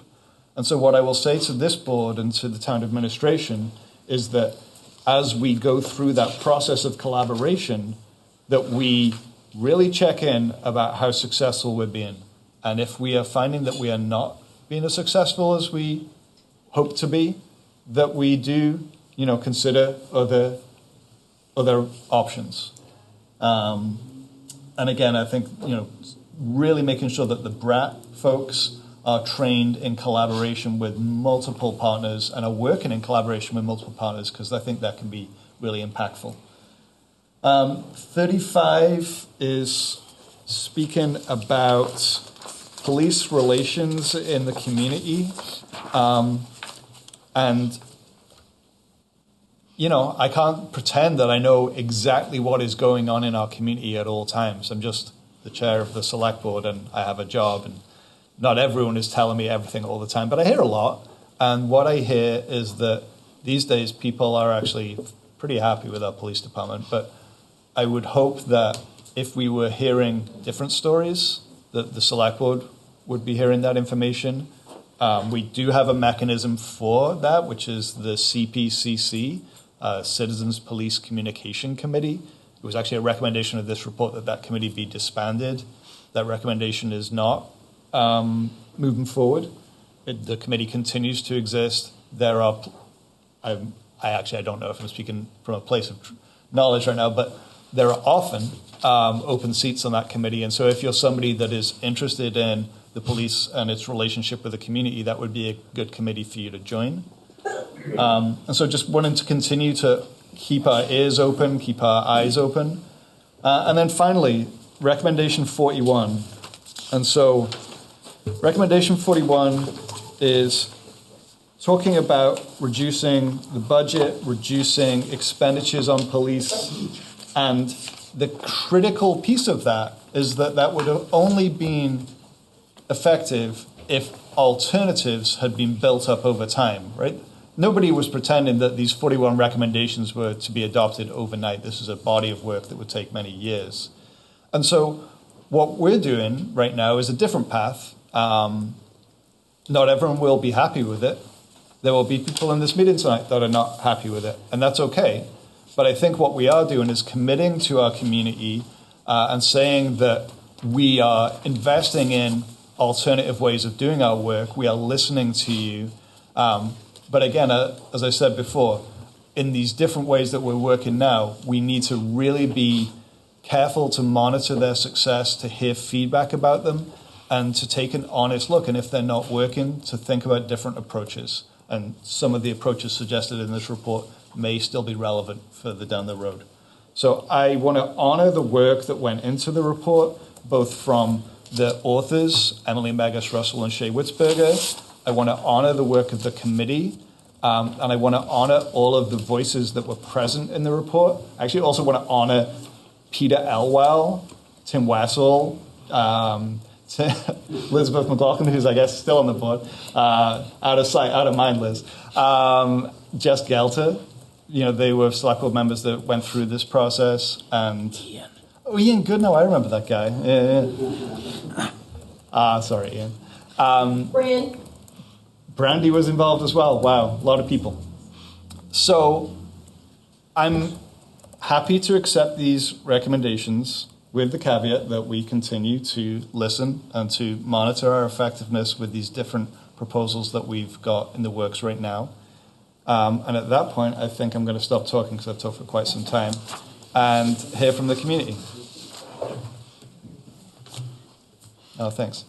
Gary, come on up. And then, I'm sorry, the Zoom people, it's like just to the left of me, and sometimes I don't see you. So I'll get to Zoom next. So hi, Gary Stroud, District 8 Chair and CPCC Chair as well. Just want to thank for everybody's time and efforts for coming out here and getting information also about CPCC. It's just another information that we have more people that came aboard during our job fair as well. If anybody's interested in coming down to the meetings, I like to say this is a very diverse group as well, too.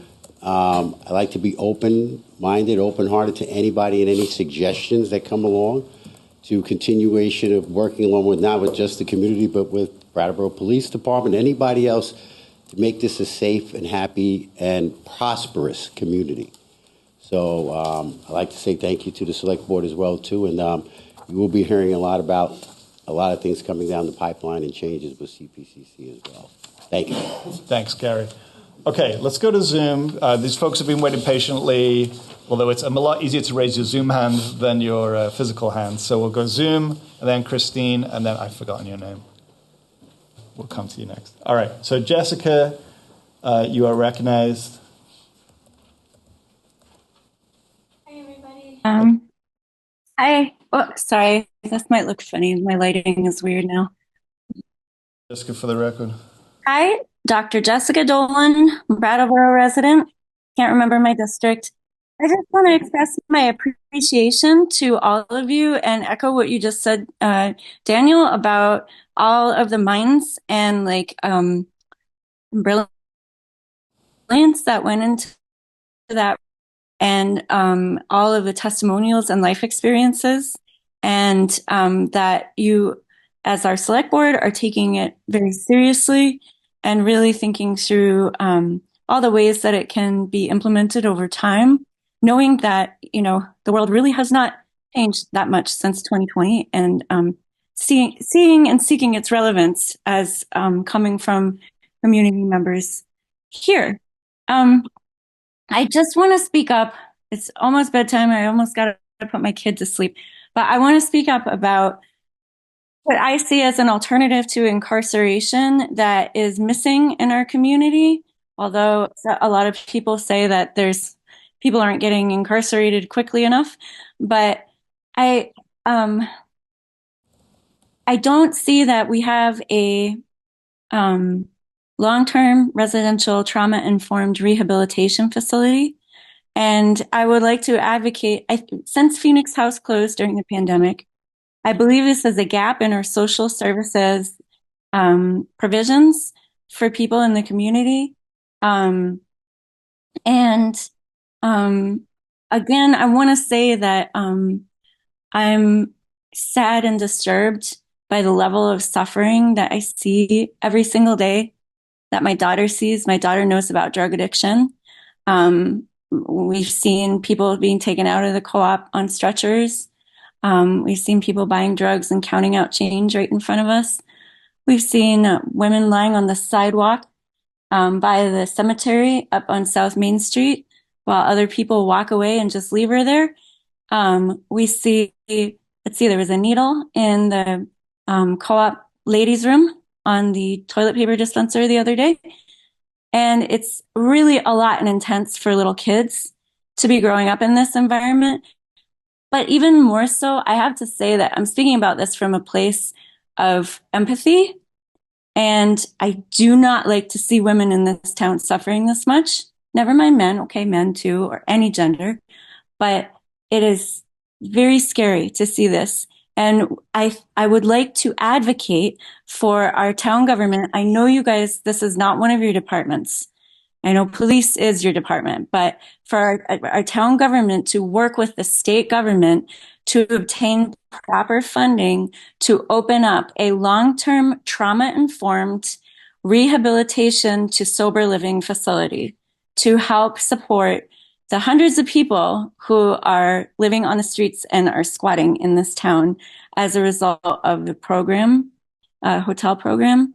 And by squatting, I know some people might think that's a heartless sounding word. They don't have housing where they can receive the social services that depend on like visiting homes, right? So that's what I mean. And so I just think it's really important. I know there's some pharmaceutical money that is owed to come through the state.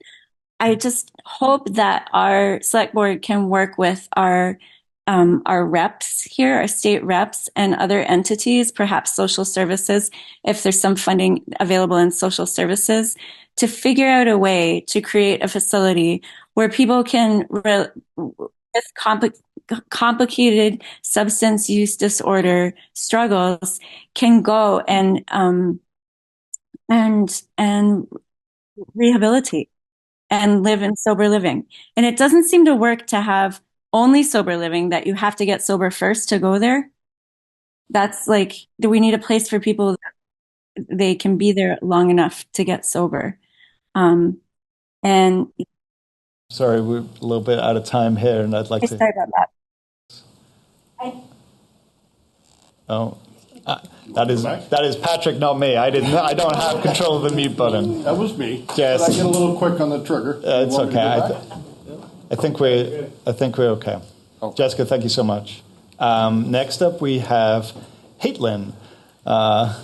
Maybe they will identify themselves, or maybe that is their name.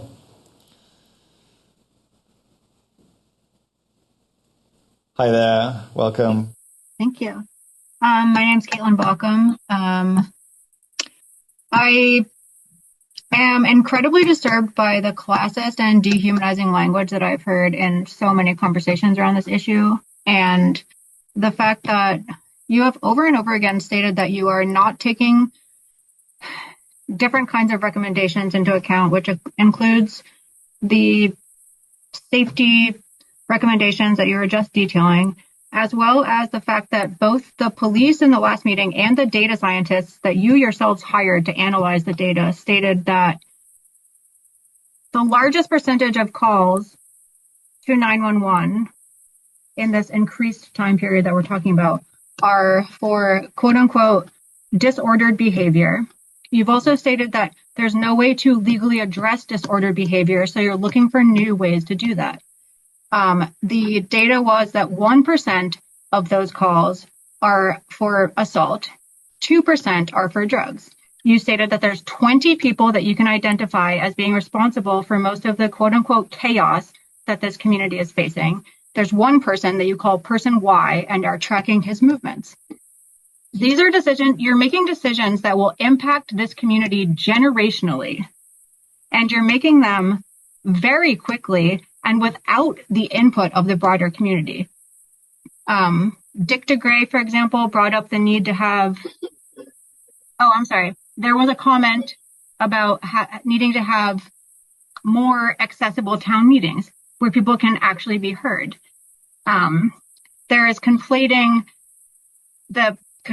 with addiction, with homelessness, with lack of resources, people complaining about people coming here to take advantage of social services, not complaining about people coming here to take advantage of resources and buy up housing stock for Airbnb and making housing prices inaccessible to anyone who grew up around here, myself included, who now cannot find housing. And just the speed with which you're implementing these choices to put all of our community safety funding into policing and surveillance rather than community-centric approaches to harm reduction, actual harm reduction. There are actual safety issues that we can all agree upon. Nobody wants needles on the street. However, a lot of this is conflating discomfort with harm. Discomfort is not something that should be policed out of your community. And where there are places where there's actually community harm being enacted, there are community-based solutions. There is no data, either locally or nationally, to support the idea that policing reduces any of the things that are concerned in this community. And it is not accurate to silo our police force off from the rest of the country and say that nothing about policing elsewhere applies here. It's really disturbing. Okay. Thank you. Okay. Let's go back to the room for a second, and then I'll come back to Zoom. I think, Christine?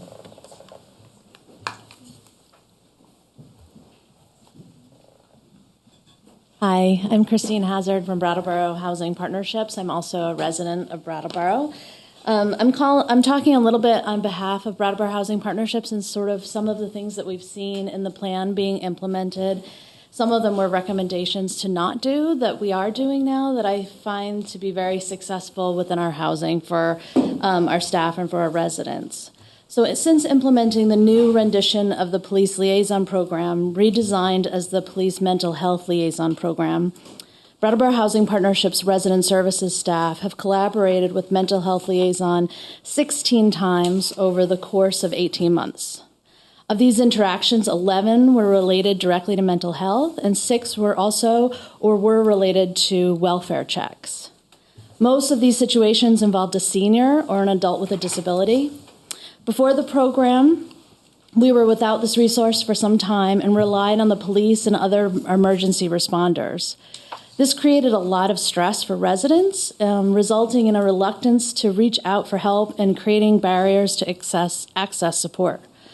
The skilled mental health liaison can have difficult conversations in a way that supports residents and identifies the steps for getting appropriate support without the fear of housing being at risk. I strongly encourage continuing and expanding this program to serve more mental health-related calls in the future. Over a year, Brattleboro Housing Partnerships and Wyndham Windsor Housing Trust have met monthly with the police department to review police reports about our properties. These ongoing meetings have offered the agencies a way to work together to address safety concerns on properties while being compliant with confidentiality requirements, as we were able to discuss public information from the police reports. The collaboration has been beneficial as our agency has created deliberate plans to address safety issues on our properties. Both housing agencies have also active members on the new One Brattleboro group, which will be reviewing similar information about town-wide safety concerns. Lastly, I'd like to share the importance of police interactions with residents in our housing neighborhoods. Residents have communicated time and time again to want to speak to officers to understand better the complex challenges that we're seeing in our town. Police engagement after a critical incident or during an outreach event or during even a celebration have offered opportunities for residents to build relationships with the police department in meaningful ways. After each of these events, I have heard feedback from residents that they feel it is essential for police to interact with community members in positive ways during non-emergency times to develop trusting relationships. Many of our residents are fiercely protective of their neighborhoods. They take pride in their homes and they want their neighborhoods to be safe. Having police engagement during non-emergency times allows them to feel confident in reaching out when a crisis arises. These 3 areas have been thoughtfully implemented by the police department, have shown success in our neighborhoods, and have greatly contributed to housing retention and more successful tenancy. I encourage the Select Board to support the police department in these innovations, and because there's a lot more work to do. So I look forward to that collaboration. Thanks. Christine. Thank you. We'll go back to Zoom, and then I'll come back to the room. I think Kurt is next.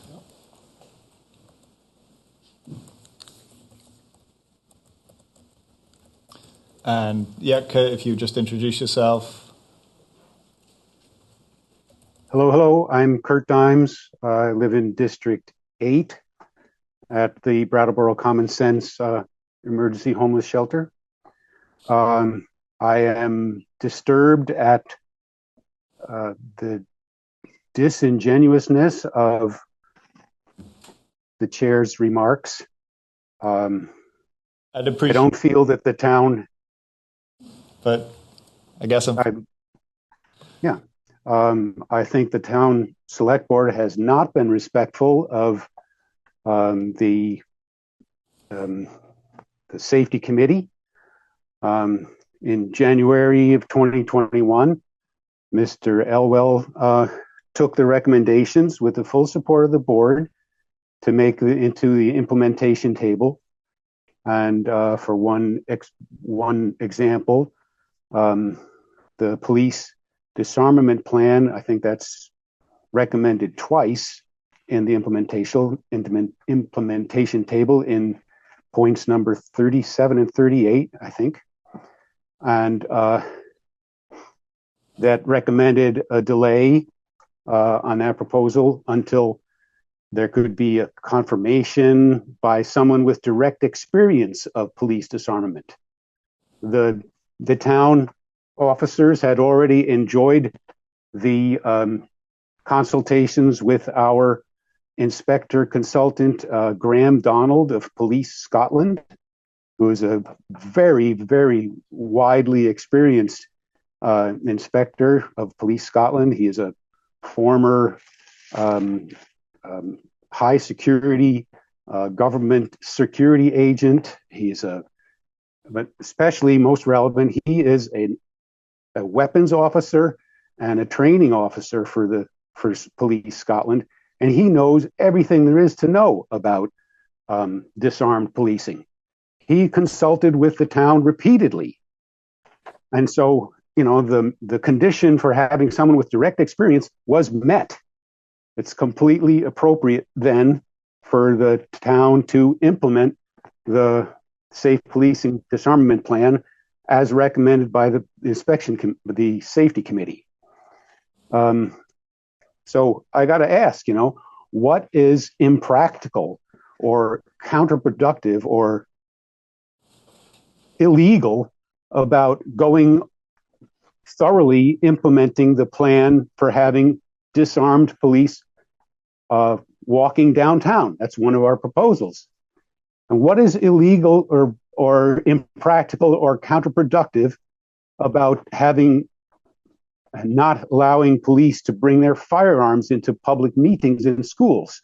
This is oppressive to many people who are scared about guns. And it inhibits them from exercising their free speech at public meetings. The rejection of these committee proposals has been disrespectful to the public and to the committee. Thank you. Chief Hardy, would you like to speak to your experiences I definitely would like to speak Inspector to, Donald? especially for Kurt. So, first, making statements about an expert from another country when you have an expert with 32 years experience working for your town, I find disrespectful. I did meet with the person, Graham. We talked numerous times from the first time I got here. And Graham himself had to admit that these ideas that would work in Scotland will not work here in the United States. You're talking about a place, particularly in Vermont, where you can have 100 guns as one person. You're talking about a place in somewhere else, and we talked about other places. We talked about the UK, we talked about Japan. I brought up to him the fact that a Japanese officer for the Japan Police Department goes through 2 years police academy, because that's the research my research came up with. So that and hand-to-hand combat. So when you're talking about these things, and I did meet with Graham McDonald. I met with him a couple of times, and we did have these discussions. That's true. But never did I say that it would be fine to disarm the entire police department, which was brought by Brattleboro Common Sense. The discussion was to disarm all police, and I said it that day, and I'll say it today, that I will not do that. I will not put my officers in that position to be harmed if they are going to calls that require them to be fully armed.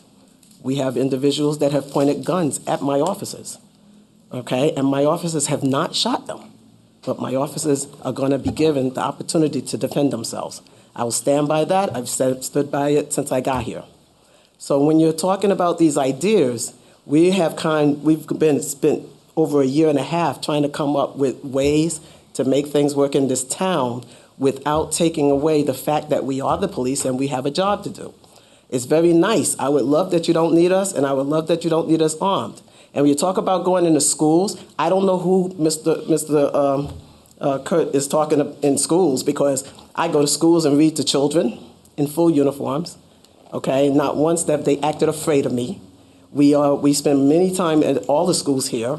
We spend many times at the high school. I mean, so to just say that we are frightening people, this generalized statement needs to stop. We are not frightening people when we go to schools, and we're definitely not frightening little kids.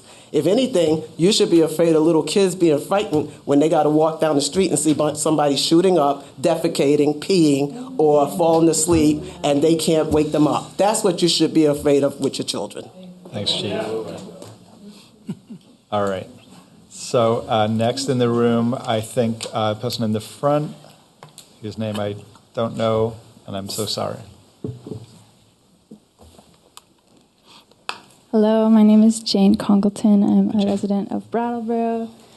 I'm feeling a lot of concern about the way that this conversation has been happening without much inclusion that I know of, and even if there was any, I think, strong over-centering of owning class, business owning, gentrifying, primarily white folks who have been in this conversation the past weeks and months. And the only folks that I have witnessed giving the proper energy, time, commitment to providing true dignity and listening ears, which is a lot of labor, to the folks most impacted by poverty and policing in our communities, have been the community safety review people and employees and volunteers of nonprofits who have chosen to give their hearts to the work of reaching out physically, going to the places where they can find people in encampments who are struggling, who are in the throes of housing crisis and substance use issues.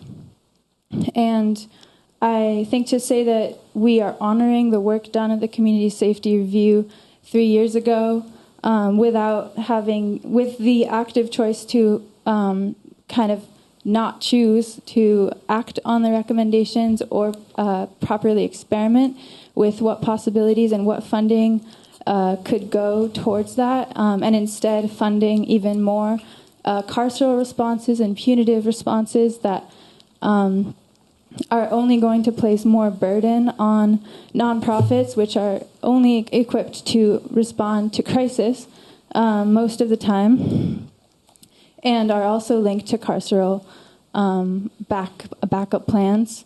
To do that is not to honor and to actually gravely dishonor the people who are on the streets who shared their stories during the community safety review process and dug up trauma to share what works and what doesn't work. And it is right there. And to say that someone pooping or peeing or falling asleep or being actively in an overdosed state on the street puts anyone in this room in danger, or to say that someone selling drugs is, as to quote or to reference something someone said at the last meeting, to say that they deserve someone selling fentanyl deserves to be treated as a domestic terrorist is ridiculous if you actually know what it means that someone is in the state that they in a place that has brought them to that as their income source or way of surviving,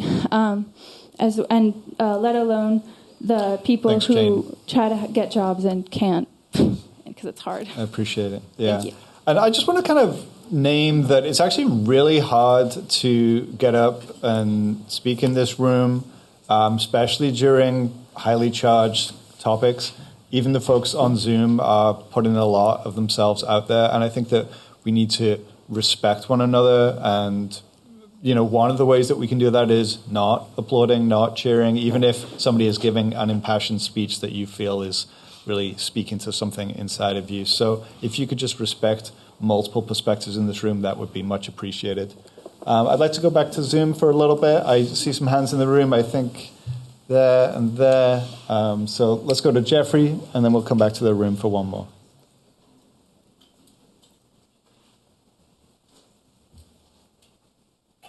Hello? Hear me now? Can. Hi. Yourself. Oh, yeah. My name is Jeffrey Rivard. I've been a resident of Brattleboro for about 5 years now. Jeffrey. Thank you. I moved here from a larger city, and I think I would comment on the differences between what I can see as a smaller community with a larger community. One of the things I noticed right away was a sort of intimacy and information at the local level. I guess I had some concerns about what I would say is respect for people in general. Anybody who's poor, disenfranchised, either way or other.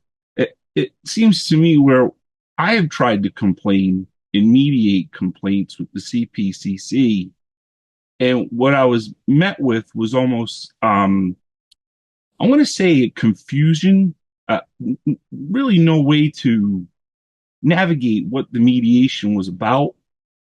I felt like there was no way to gather a legitimate response to what I would describe as test-a-line, I think is what the colloquialism is, where a police officer will say something that isn't quite true, maybe in the hopes of getting a prosecution, and yet there's no way to really address this.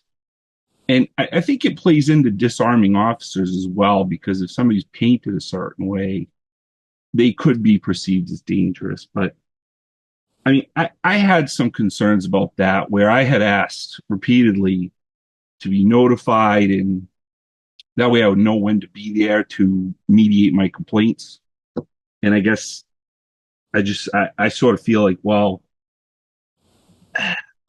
there is something lacking in terms of care and responsibility, in terms of responses to people who I would say aren't dangerous or maybe shouldn't be criminalized, would be the key word. Thank you, Jeffrey. Mary Diane? And then who else in the room wanted to speak? Okay, so Christine and Lisa. I'm going to go back to Zoom after this. Mary Diane, go ahead. Thank you. I'm Mary Diane Baker. I live here in this district in Brattleboro. I want to say, from living here in this town since 2005, and full-time for 11 years now, and having been a paramedic in South Florida, granted it was a bigger city, it was Fort Lauderdale, versus a town of this size, I feel I've seen these concerns and people's things that they're upset about, things that people are speaking for, from a number of sides. So as a paramedic, I worked with the police. I saw people having a hard time, seen it from a lot of different pieces, and I think it gives me a good understanding that some of the board's comments I want to highlight because they were right on. They talked about this being an evolution. This is a process. The review that was done a few years ago is still part of a process. The town is changing. The world is changing. We all need to change with it. We need to be open to these things. Other things that were said by the board, that I'm not going to be able to echo the way that I would like to, that are supportive of this and supportive of the police department, and in this case, the BRAT team that you said. It needs to be part of the whole community. The approach is to take care of everybody.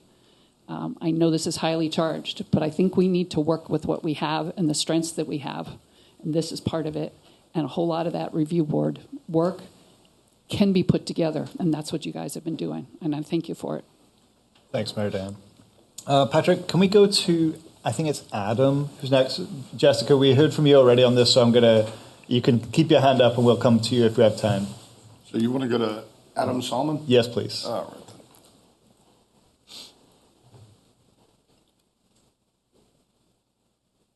right. Welcome. If you could introduce yourself and once you're unmuted. Hello. One second, my screen is something.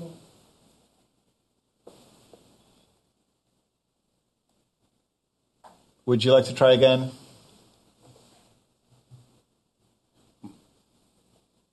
This person's been having, I think, connectivity issues. Okay. They've been in and out of the meeting maybe a dozen times. Okay. Let's hear from Zeke, and then I'll come back to the room. We haven't heard from Zeke on this topic.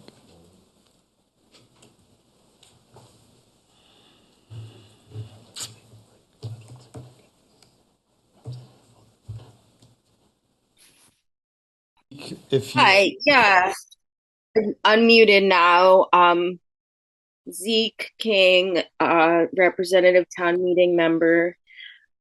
I honestly, to be honest, I'm not sure like how much I want to say, because I feel like even though I've shared a lot of very like personal stories in public forums prior to now, like rehashing it is like always kind of an energetic toll. But at the end of, I don't know if you remember, at the end of the last meeting, I had my hand up, but it was already some crazy late hour, like close to 10, and I didn't get to speak. But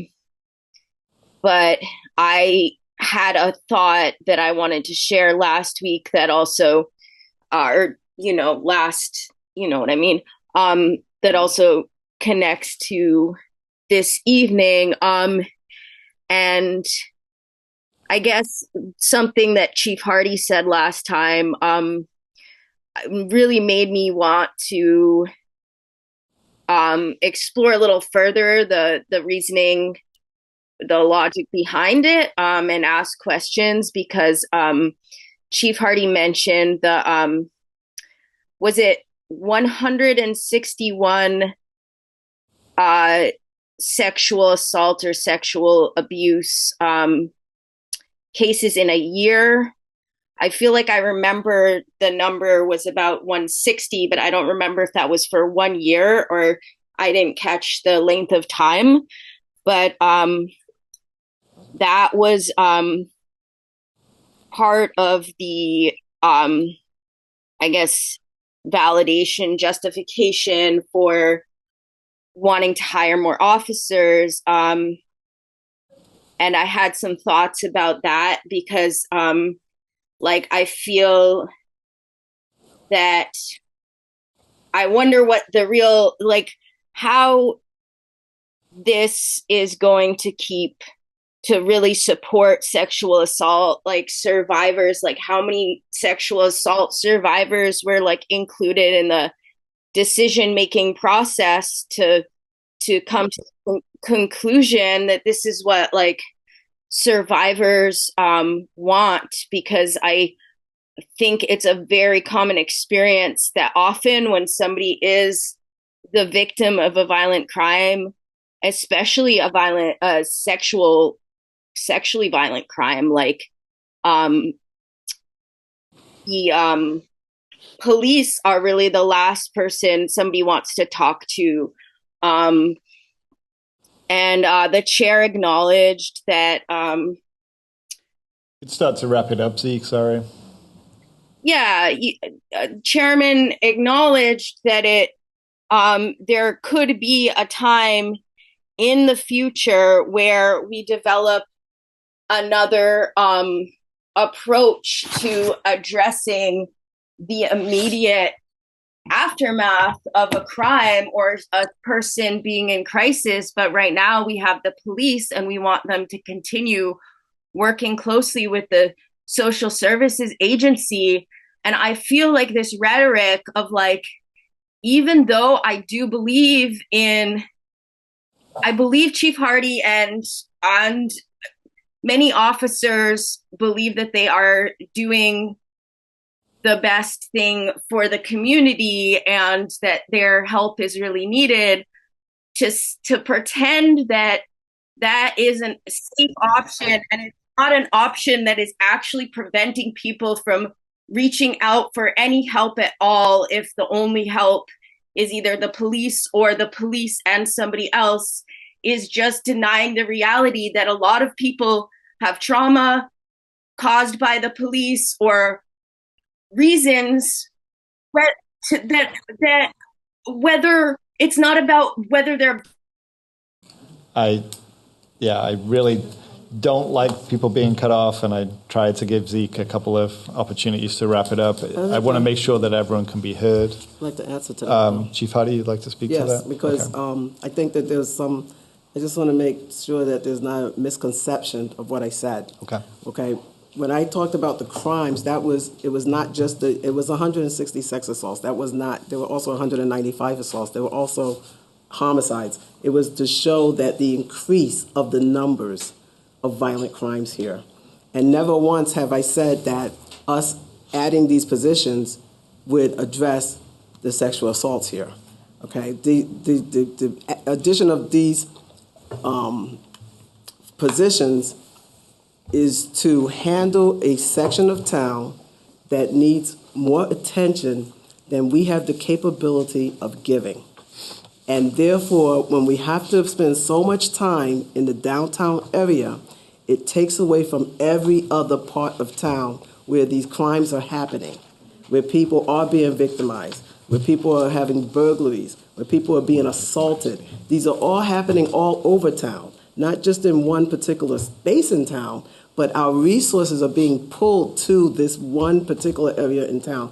And so this idea is to have a dedicated team for this area so that we can concentrate on all these other places where these things are happening to the rest of the town, because we have to think about everyone in town, not just a certain group of people, not just a certain area. We have to think about what services can we give to everyone in town. And there are people suffering all over town, and they're being victimized just about every day, okay? Sometimes just about every hour. So I do not center on one group of crimes. I have nothing but the greatest and utmost respect for people's trauma. I don't dismiss anyone's story. I don't dismiss anything that anyone cares to talk about. If they choose not to talk about it because I am the police, that's fine too. But I will find someone for you to talk to. I have an open door. People have come to me and talked to me about their trauma and why they have suffered it. I try to educate my officers, even though they know they have not done anything to get some of these feelings and things that have happened to people. My officers also understand why people feel the way they do, because I talk to them about why people feel the way they do. And I think that there are very few people in this town can talk about someone who's been racially profiled, okay, which I have. Someone who has had a family member murdered by a person on the street that he gave money to every day, but I have. That have had people that have been addicted to drugs in their family, and I have. So I feel that I don't dismiss, because I think that goes out there like we're not listening. We're listening. But what you've been doing in Brattleboro has not been working. It has not been working. And so we're trying to come up with another way for things to work. And also I'd like to address, Daniel, when you talked about that you hope about the training the Brat people would receive. The Brat people will be receiving the same training. They will not go out into the world just like my officers don't. They will get the same training that my officers get as far as our training for the town. We have molded our training to go with what the community needs from us. And that's why we put all of our officers through 12 weeks of training here. We are not bound by the state to do that, but we do it because we don't want people to go out in the town and not be able to offer the services and talk to people and have empathy and compassion. So that's all of my department. So that wouldn't change because this is just a different idea. This is just a different idea because what's been here in town has just not worked. Thanks, Chief. Christine? Hi, Christine. I'm Executive Director for Turning Point, a recovery center. I'm also a resident of Brattleboro. My partner is a small business owner on Elliot Street in Brattleboro. I identify as a person in long-term recovery. Also, I'd be lying if I said I don't suffer with mental health issues as well. I want to validate concerns. I hear you when you say that people aren't being sensitive to the words that we're using in our narrative. You're not wrong. We are not being very sensitive. But I also want to validate, the work that's being done here. I really feel like I'm just speaking on a personal level. I'm taking all my hats off and just giving you the raw feelings right now. It's so hard to manage both worlds. And if you break it down and you really look at the work that needs to be done, we just need to handle the facts. We're dealing with an epidemic. We're dealing with people that are doing some really bad stuff on the streets, and we need to button it up. And right now is not a time for us to be sensitive. I didn't need people to be sensitive to me. I wanted them to be, and I took advantage of every opportunity that I had, but I need someone to give me a good kick in the ass. And right now, those people that are on the streets that are taking advantage of Brattleboro, they need a good, hard, swift kick in the ass. And I'm saying that as the executive director of Turning Point. And I'm saying that with love and compassionate accountability because I really care for every single person. We serve over 500 people a month. When they walk into our door, we're welcoming them with open arms, with no judgment. We're feeding folks. We're hugging folks. We're giving them clothing, shelter, food. We're helping them get into treatment. We're giving them services. We're literally telling people that we love them. They're their family to us. And we don't judge anything that they do outside these walls. But we're the end of the line. Turning Point is the end of the line. The last thing in the world we want to do is call the police.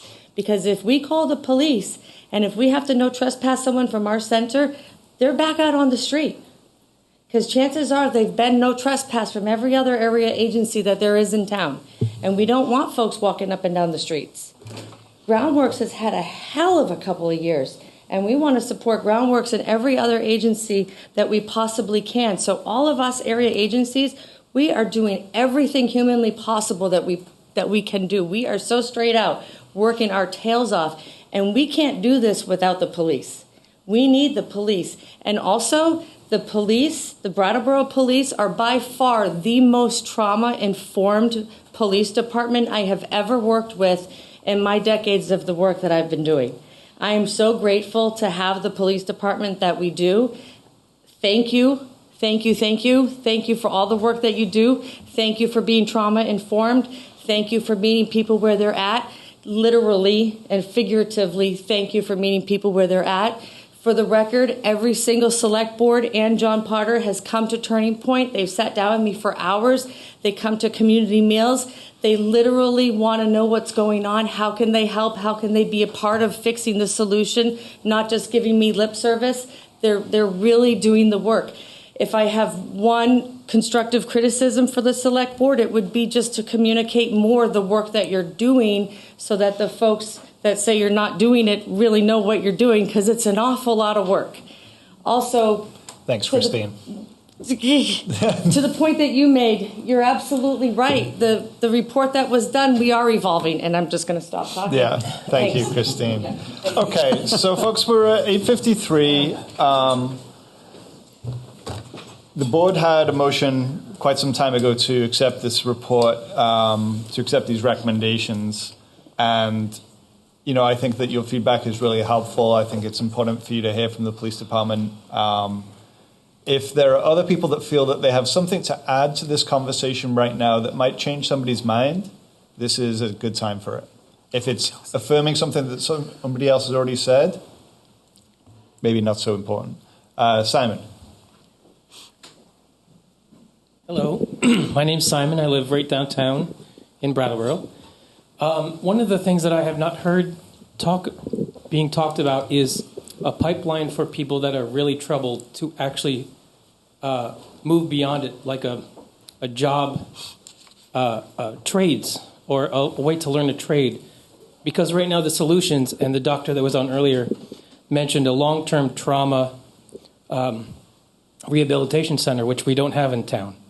So right now we just have minute fixes for people that are really at the bottom of their abilities.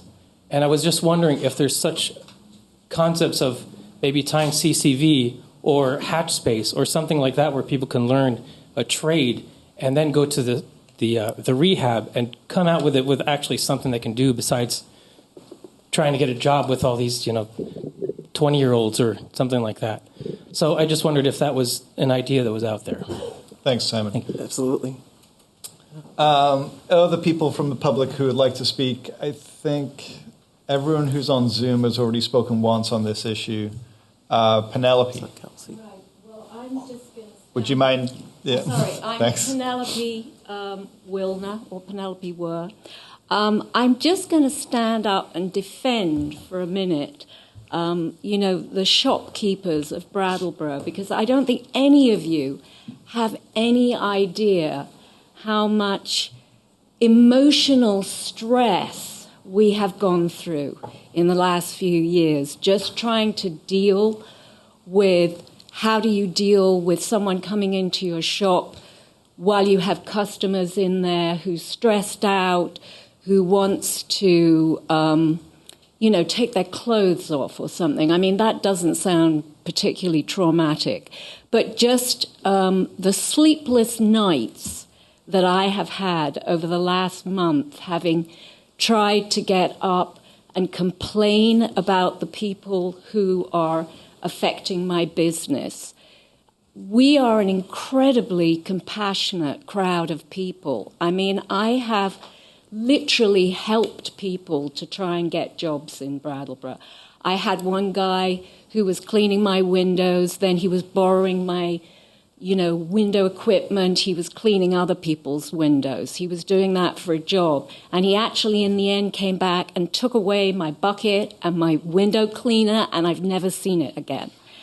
I know that sounds probably very trivial, but I just wanted to let you know that we do an enormous amount for the homeless and the people who are downtown in Brattleboro. And if we weren't here, you would have dark spaces in Brattleboro. We talk to the old people who come into our shops who have nobody else to talk to, who come very often just for the conversation. So that was just what I wanted you to know. Thanks, because Penelope. we're not just people getting rich in Brattleboro. Thank you. We're not getting rich in Brattleboro. Barely getting by in Brattleboro. So I'd like to recognize Kelsey Rice on Zoom. They had their hand up earlier and then put it down. So,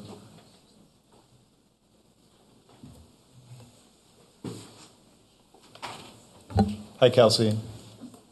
I put it down.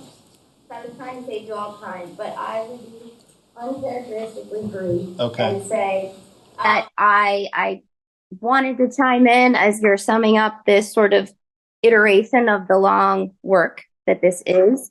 And what I want to say is that I did sign up for the Community Safety Review Committee because I have lived experience of not great police response. And that is what I want to say is that the Brattleboro Police Department, and this predates Chief Hardy. Chief Hardy is amazing. That I was invited with open arms to share that very raw experience. And that experience wasn't exclusive to the Brattleboro PD. And since that time, I know I've had many conversations. They truly are here to listen.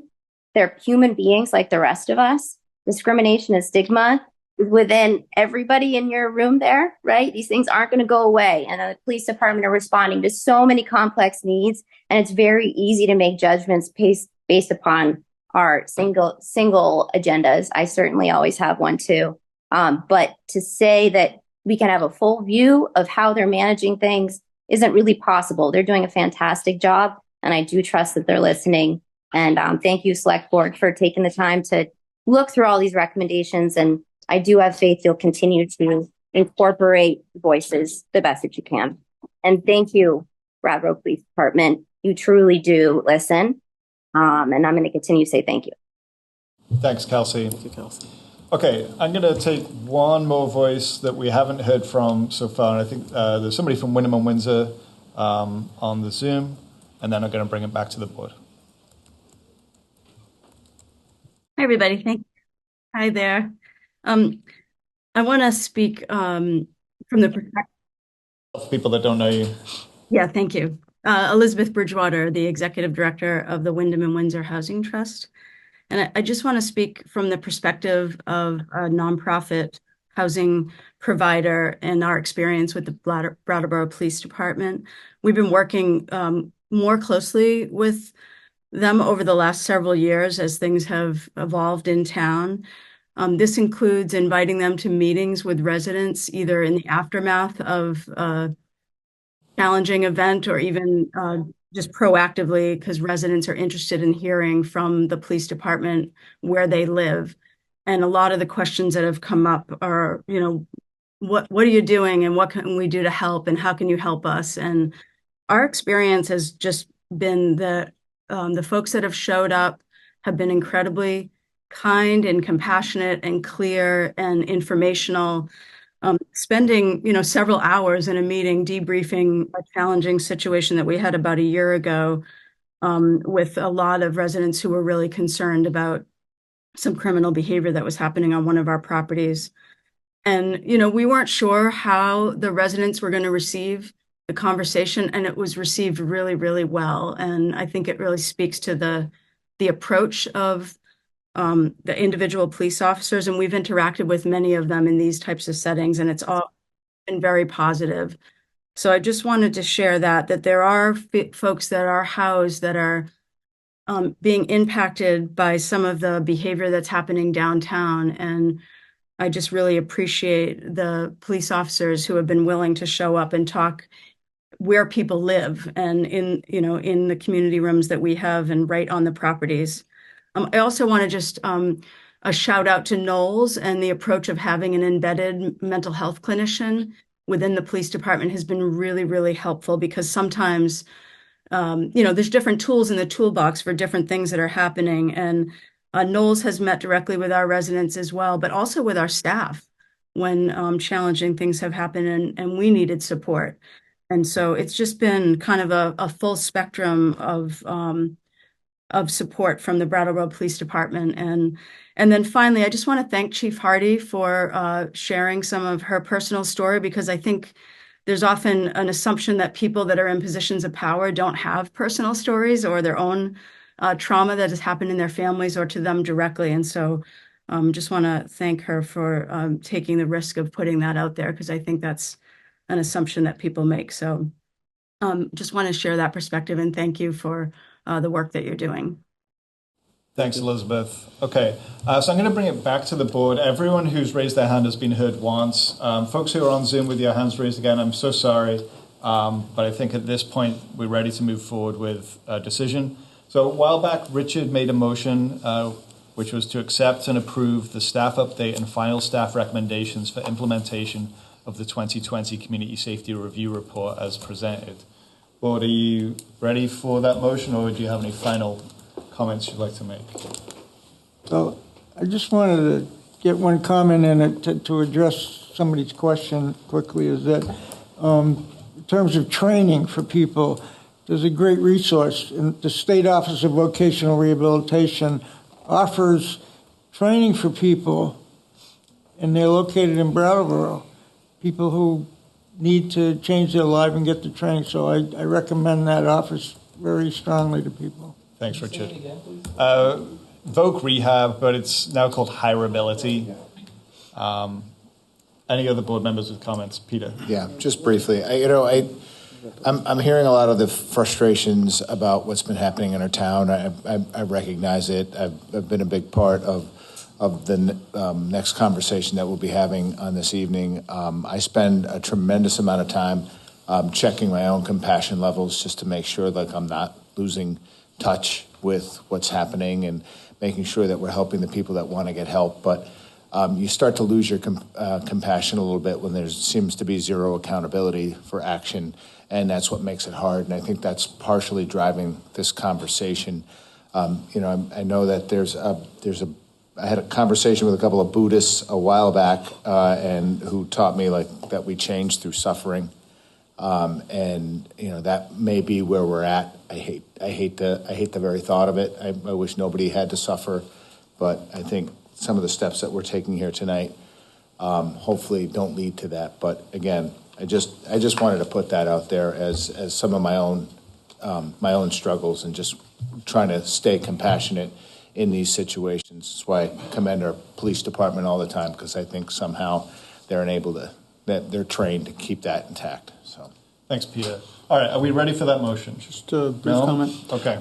So I want to thank everybody who's taken part in this discussion tonight. Just so you know, there's at one point I counted 64 people on Zoom also listening, and so the turnout's really excellent. I would also like to add that if anybody's interested in the statistics that show additional police do make a difference, especially police on the street, have a measurable effect on crime. It's often said that they don't, but in fact there's good evidence they do. Come to my office hours and I will share that information with you. Great, thank you. Liz, do you feel the need to make a comment? No. Vote. Thank you, Daniel. Me too. Okay, so board, the motion in front of you is to accept and approve the staff update and final staff recommendations for implementation of the 2020 Community Safety Review Report as presented. All those in favor, please raise your hand and say aye. Aye. It's 5-0. But we're going to take a quick break. It is 9:07. We're going to come back at 9:12. Okay. So we are back from our break. It is 9:13, so we're a minute late. The next item on our agenda, it's actually the final item on our agenda, is an ordinance called the Acceptable Community Conduct Ordinance. This is a first reading of this ordinance, so no action will be taken on this ordinance tonight. It is an excellent time for feedback. The more specific and concrete your feedback, the better, because this is basically right now a draft. It's like a pretty good draft, but it's still kind of draft. And so whatever feedback the board is able to offer tonight to help sharpen the draft, whatever feedback the community is able to offer would be very helpful. I will not have this meeting go past 10 o'clock. Our interpreters need to leave at that time. So I actually expect this item to take maybe 30, 40 minutes. If we're getting to that point and there's still lots more to say, we'll make a little judgment call at that time, but we're not going past 10. Okay? So, John, do you want to kick this off? Sure thing, Daniel. Great, thanks. Thank you. So as you said, this is a first reading, no decisions tonight, but we do want to get something here that works for the community and as broad a spectrum of the community as possibly can. This, again, is just one of many items on the Select Board's community safety agenda that we're addressing.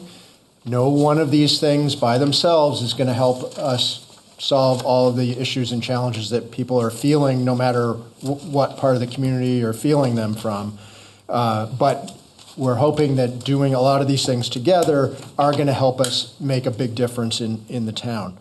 So child safety zones is a Select Board 2024 to 26 priority, as the board discussed at its retreat in June, and then confirmed at your July 9th meeting. That's why this is on this agenda, and you've asked the administration to come up with a proposal around this topic. So at your August 6th meeting, we had a conceptual conversation about addressing behaviors in certain locations in the town and possible interventions that we could use. And so 2 initiatives are kind of moving forward right now out of that conversation. The first is ideas around a messaging campaign, which we hope to bring back to you some ideas about that at your September 17th meeting. The other thing is this idea of an acceptable community conduct ordinance, which would add to Chapter 13 of the Brattleboro Code. This draft ordinance is about drawing healthy boundaries for the community and about motivating people to change their unacceptable conduct. What can we do to help move people in the right direction, as well as also draw some healthy boundaries within the town? So the current town ordinances and state law grant some authority to address problematic behaviors in Brattleboro, but we worked with the town attorney on the draft ordinance that's attached as part of the select board's backup materials on an ordinance that breaks some new ground and establishes some new ideas around what could be healthy boundaries and the tools that we could use to try to enforce that. So, for example, the number of prohibited behaviors have expanded in this ordinance to include activities such as possessing drug paraphernalia, smoking or vaping, interfering with free passage of people on sidewalks, solicitation for private benefit in certain areas, and leaving personal belongings unattended. And a number of these things were raised at that August 6th meeting, and so we are floating them out there in this first reading. Are these things that the select board wants to address as problematic behaviors in these ways? The boundaries, the areas that we're talking about here are specifically places where youth frequent, where kids are frequently in these areas, locations where money is handled openly in public spaces, and in several municipal facilities that must be available and accessible to the widest range of people in the community. So I want to emphasize that the locations addressed in this ordinance does not include all public spaces by design. It includes certain areas where we want to address the public safety concerns in those certain areas. But it would now include some sidewalks and public roads within certain of those areas that we want to manage the behavior in. So this adds some new things, new tools to what the town is able to address.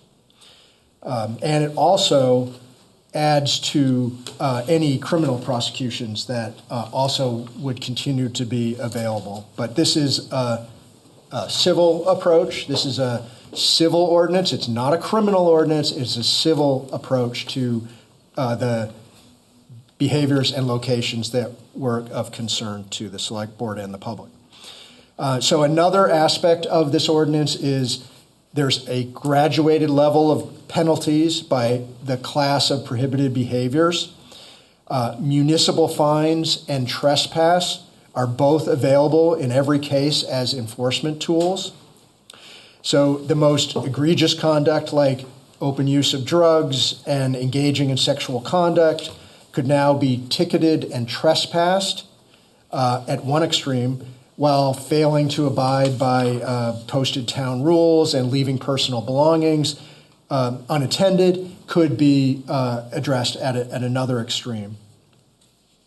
There is in this draft ordinance currently a mechanism to waive penalties and to waive trespasses if an individual agrees to a restoration plan, is what we're calling it, which could address their underlying behaviors. So They may get a fine, they may get a trespass, but there is a way within the ordinance for the town to excuse that if they have a restoration plan that might address, it might have the individual, for example, showing the town that they've entered an appropriate drug treatment program.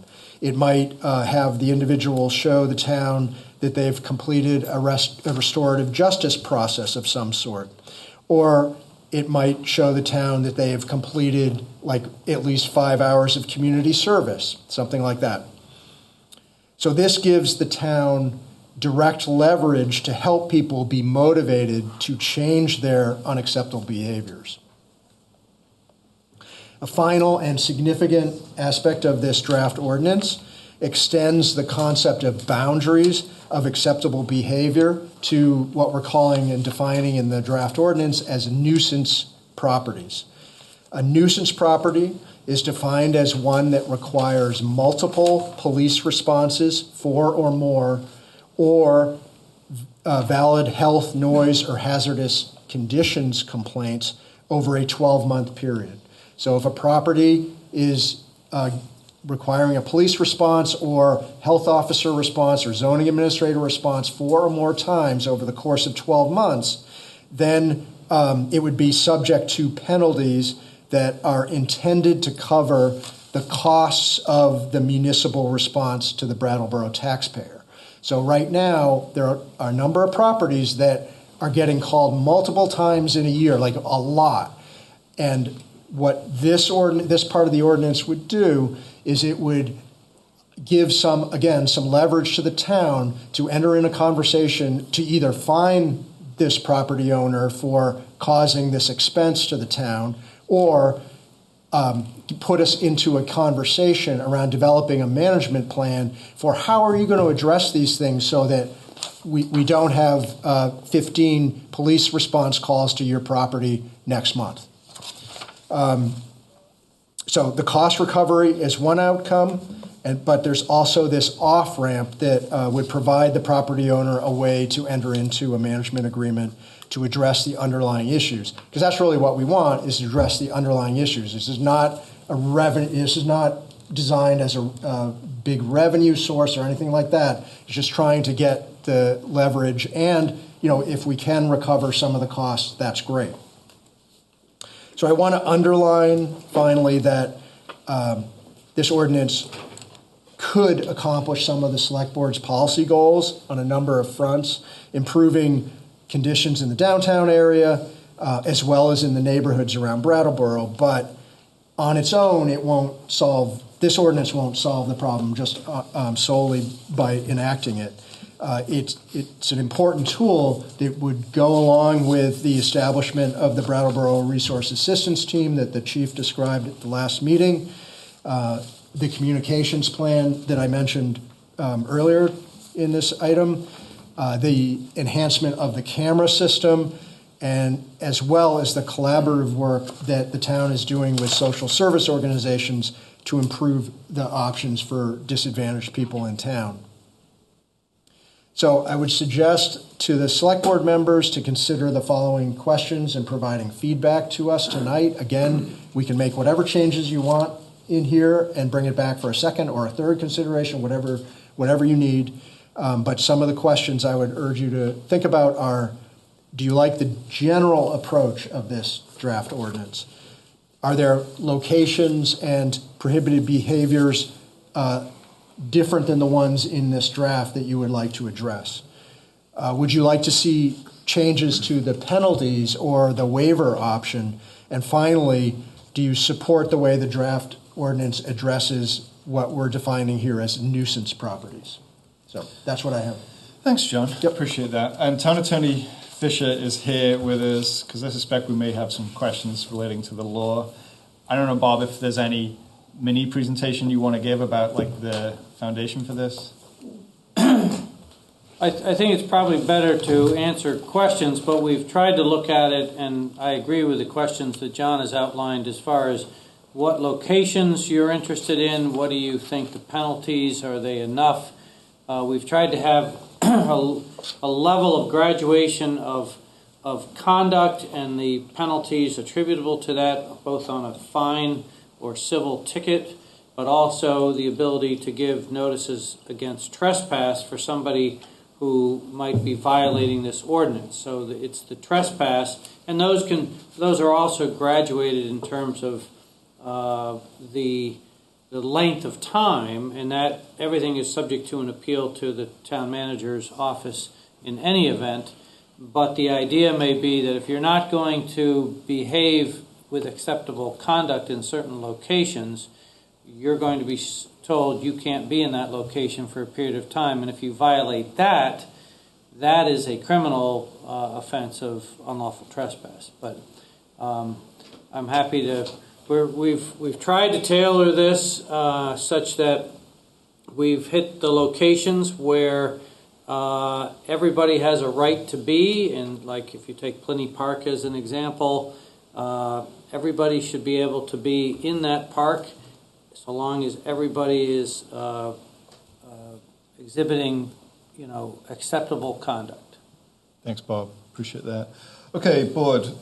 Feedback on this draft, this first reading. Richard. Well, I think the draft is extremely comprehensive and very well balanced in terms of needs of different populations in the town. And respectful of people at different levels. I particularly feel that it does address personal responsibility issues, and I think that's really important. And the fact that you can punish people, but if you can't get them to accept any kind of personal responsibility, then you probably won't make a lot of progress, and I think it recognizes that. But on the other hand, when you're dealing with a population of people who carry their life savings in one pocket, I don't think that any kind of fine or monetary penalty is really going to make a lot of difference. I don't think that's a big deterrent, but I think putting this in context and realizing that we have a team of people working around this and with this, including the police department, then that makes this more powerful. I mean, as John said, as a standalone, it's not that good, but as a piece of the puzzle, and it fits in. It fits in really well with everything. I think I want to hear between now and next meeting, I hope that we hear a lot from the public. I think we need a lot of input on this. This is a critical piece of what we're moving on, and this is what I think it reflects the comments that we've been hearing for the last couple of months from the public, and I think this is a reflection of that, very well-tempered reflection. And I think the locations that are addressed, they could be, we may have to change that, but I think I want to hear what other people have to say, and address the penalties. And I think, if anything, in terms of the addressing the nuisance properties, I think those are people that might respect the fine a little more than the other people that are addressed. So I think maybe the numbers should be a little higher. I think it was at $800. I think it should be even quite a bit higher than that to really have some effect. And the only other thing I would say is that when behavior rises to the criminal level, I would hope that the police department acts quickly to deal with that and not provide a lot of leeway and just say, okay, you've already done all these other bad things, and now your behavior has moved into the criminal area. We're gonna do what the law says, and we're gonna do it right now. Thanks, Richard. Other board members with feedback on this draft, as specific as possible, is helpful. Okay. Franz? I'm very much in listening mode at this point. There's a lot of work went into this. I think as I as I was reading through it, I was trying to say, okay, so what's going to happen if we do this piece? What's going to happen if we do that piece? How is this going to play out in real life? And it's a little hard to envision, quite frankly, for me. When which things will happen and what kind of situations we'll end up dealing with. But I think when it comes to comments, that's the opposite of specific, that's vague. And so I'm very eager to hear what other people have for specific comments of, well, if we do this, then we need to think about that. So I'm hoping, as Richard said, that we'll get lots of feedback on this and that will stimulate my own thinking as to any changes that we might need to make. But overall, I think it's a very strong effort. It certainly has delivered to us what we asked the town staff to do in this regard. So I'm ready to think about this very seriously and take next steps as things develop. I don't know if it'll be 2 weeks from now, but at some point in the relatively near future, I think we should be ready to say yes or no to this. Great. So you love it. Peter, did you want to say something? Yeah, I think, I'm just going to tell you from the point where this was released to the public so that everybody could take a look at it, the input that I've got. We argued back and forth whether it's specific or whether it's vague. It's very specific in its language, right? How it gets executed is I also feel is very specific. Going back to a point where I think once I said, we've just tolerated a bunch for maybe just too long. And now we're getting to a point where we are creating an ordinance that says, well, we're not going to accept the behavior anymore. We are going to, we're going to try to help you where we can help you, but you can only help people who want to be helped. That we know. Specific though, as requested to this, there were a few things I know that got changed in the ordinance from my original conversations. 500 feet became 200 feet. That's been explained to me as just a smaller chunk. I know that there were some concerns about 500 feet maybe involving some places where people would go for help. I think we, even though I read through this thing 3 times, I can't remember if that language was put in here or not. So if somebody is no trespassed from New England Youth Theater and they go to Turning Point, like we don't want to be a path, but I think that is also part of an appeal process, John, if I'm understanding correctly. Waiver, yeah. Yeah, a waiver. Okay, all right. The 50 feet from where people are pulling out money, I'm fine with. Smoking and vaping things, of all the things that are in this thing, that's what I heard the most, and by the most I mean like 3 times, right? So from people who are just wondering how that's going to be like the worst showing of Oprah. Yeah, you get a ticket, and you get a ticket, and you get a ticket. I don't think we're doing that, but I'm just speaking to what I've heard, and not being extremely sensitive to what our police force does, and not, as they're going to have to roll this out, I think this sort of shores up the work that they do, and gives them more of a municipal backing that I think will give them the confidence to do these things a little bit better, perhaps. Including more language about drug courts and restorative justice, I think are also are real big parts of how I'd like to see things, and maybe just add some language in about that, even though some of that is in here. I'm just, like I said, I've read through this thing 3 times, and those were just some of the small things. And the fining thing, I get it. It gets us to a point where when you've been fined, now you can be no trespass, and I think the ultimate goal is to sort of inconvenience the behavior by forcing it out of the place where they do it the most, right? Like, again, I've said it 100 times, making it a difficult space for people to be difficult in. We don't want people to be difficult.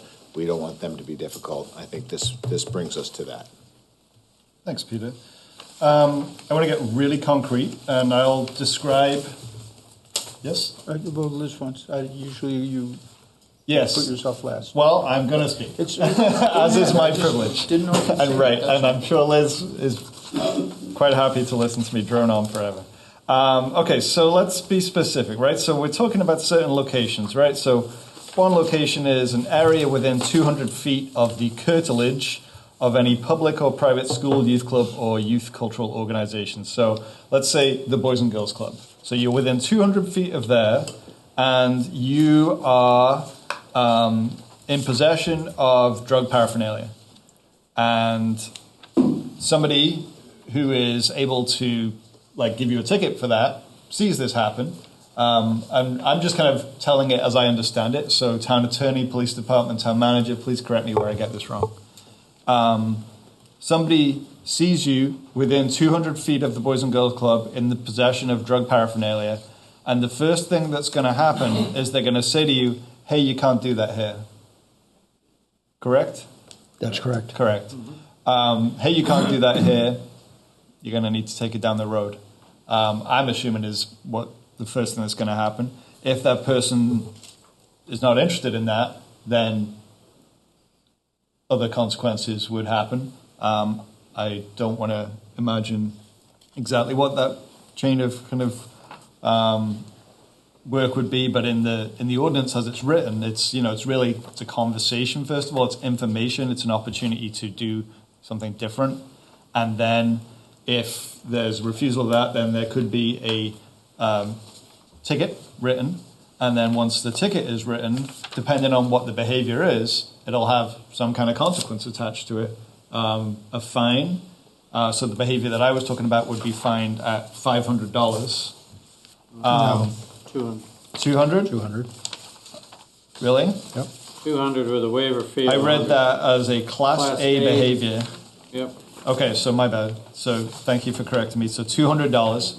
With a $100 waiver fee, so... Right, and so that person who gets the ticket would initially get a ticket for $200, but could waive that down to $100. And in order for them to do that, they request it in writing, or they just show up at your office? They just need to communicate with, the way it's written right now, they just need to communicate with the town manager that they're requesting a waiver. Okay. We have not, don't have a procedure yet for that. We could develop one if you... Yeah, I mean, I think that would be important, right? If that's a gray area. And at that time, the conversation could also involve... So there was a fine, but there would also be a trespass issued right away with the ticket? It says municipal ticket and or trespass. Okay, so that's a judgment? It's giving multiple tools to the town official. Got it. Okay, so then it comes back to the town manager's office. The person says, I want to waive this. They could just pay less, or they could engage in an appropriate restoration plan, which could include things like drug treatment or mental health support or completing a restorative justice process or providing community service. Yep.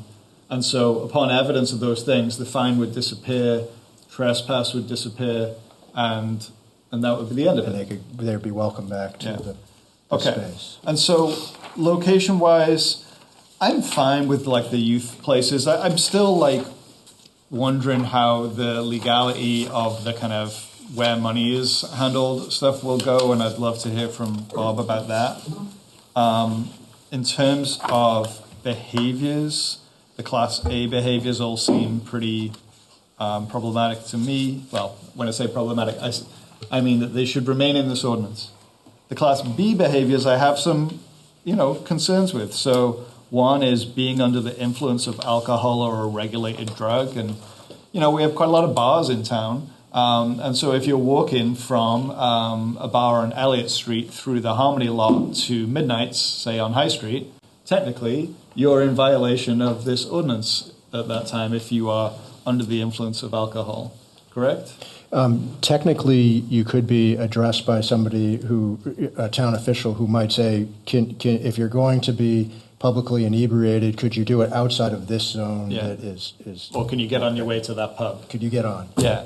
And again, I think, were the first thing not a conversation, and were we just to be really kind of trigger happy with tickets, I would have much more concern about this than I do. But I think a lot of this is about judgment and about knowing our community and talking to each other and expressing what we believe is acceptable and not, and giving it a little bit of teeth there. So that is, that Class B behavior is one that I just want to kind of like be mindful of as something that, like, for some members of our community is just part of what it is to be going out on Friday night in Brattleboro. Same deal with sort of smoking or vaping any substance. Again, it's like people are engaged in activities that are legal. They're just moving around town. If they were to come into one of these zones and to be doing that behavior, and to be stopped by somebody with authority to do so, they would be asked, first of all, would you mind not? And I guess, again, it then goes from like, well, what happens next, right? And it could go in a few different ways. I just want to move on to Class C behaviors. And the one that I'm really concerned about here is leaving personal belongings unattended. What I see in our community is people whose entire belongings are like on their back. And what I'm concerned about is that it may be the case, and I don't know if I'm speaking from a place of knowledge here, it may be the case that like those folks have no other place to keep those belongings and to keep them safe. So I'd like us to seek to understand a little bit more about that, whether there are sufficient resources in the community for people to keep their belongings safe. And typically we're talking about people who are unhoused here, right? Like the rest of you and I don't want to actually make assumptions about who's in the room here, but like I can speak for myself. All of my belongings are at home. I'm not carrying them around with me right now. So I'm worried that this is going to be punitive to people who are the most vulnerable in our community, and we should try and make sure that there are sufficient resources in the community so that people don't lose their belongings. I know that like unhoused folks are very concerned about losing their belongings, and when they do, it has huge consequences to them. So if I have my druthers, that won't stay in this ordinance. Or if it does stay, there should be some plan for supporting people to keep their belongings safe. And then enforcement, I think, going back to like it being a conversation, first of all, like I really appreciate that. If a person is served with a notice, they're given information on how to appeal it. They're told where and when to do that. And then when we meet with them, either for an appeal or for a waiver, that we're being compassionate and that we're trying to connect them with good resources. If we need to improve our level of understanding of how to connect people with those resources, let's do that. One of my jobs is connecting people with resources, and just because I have a list of them doesn't mean I'm actually able to make good connections all the time. It's not quite as easy as that. And then finally, the nuisance properties one. Yeah, I'm curious to see how that would go. Keep an open mind about it. In terms of the recovering the cost of public safety expenses, I wonder how we'd quantify that. But then I'm sort of comforted by not to exceed $800. And so, I could imagine an hour of a public safety department's time comes to $800 pretty quickly. Because we're not just talking about a person's pay, we're talking about the resources that are mobilized and all that kind of thing. So that's my, as specific as I can, feedback about this ordinance.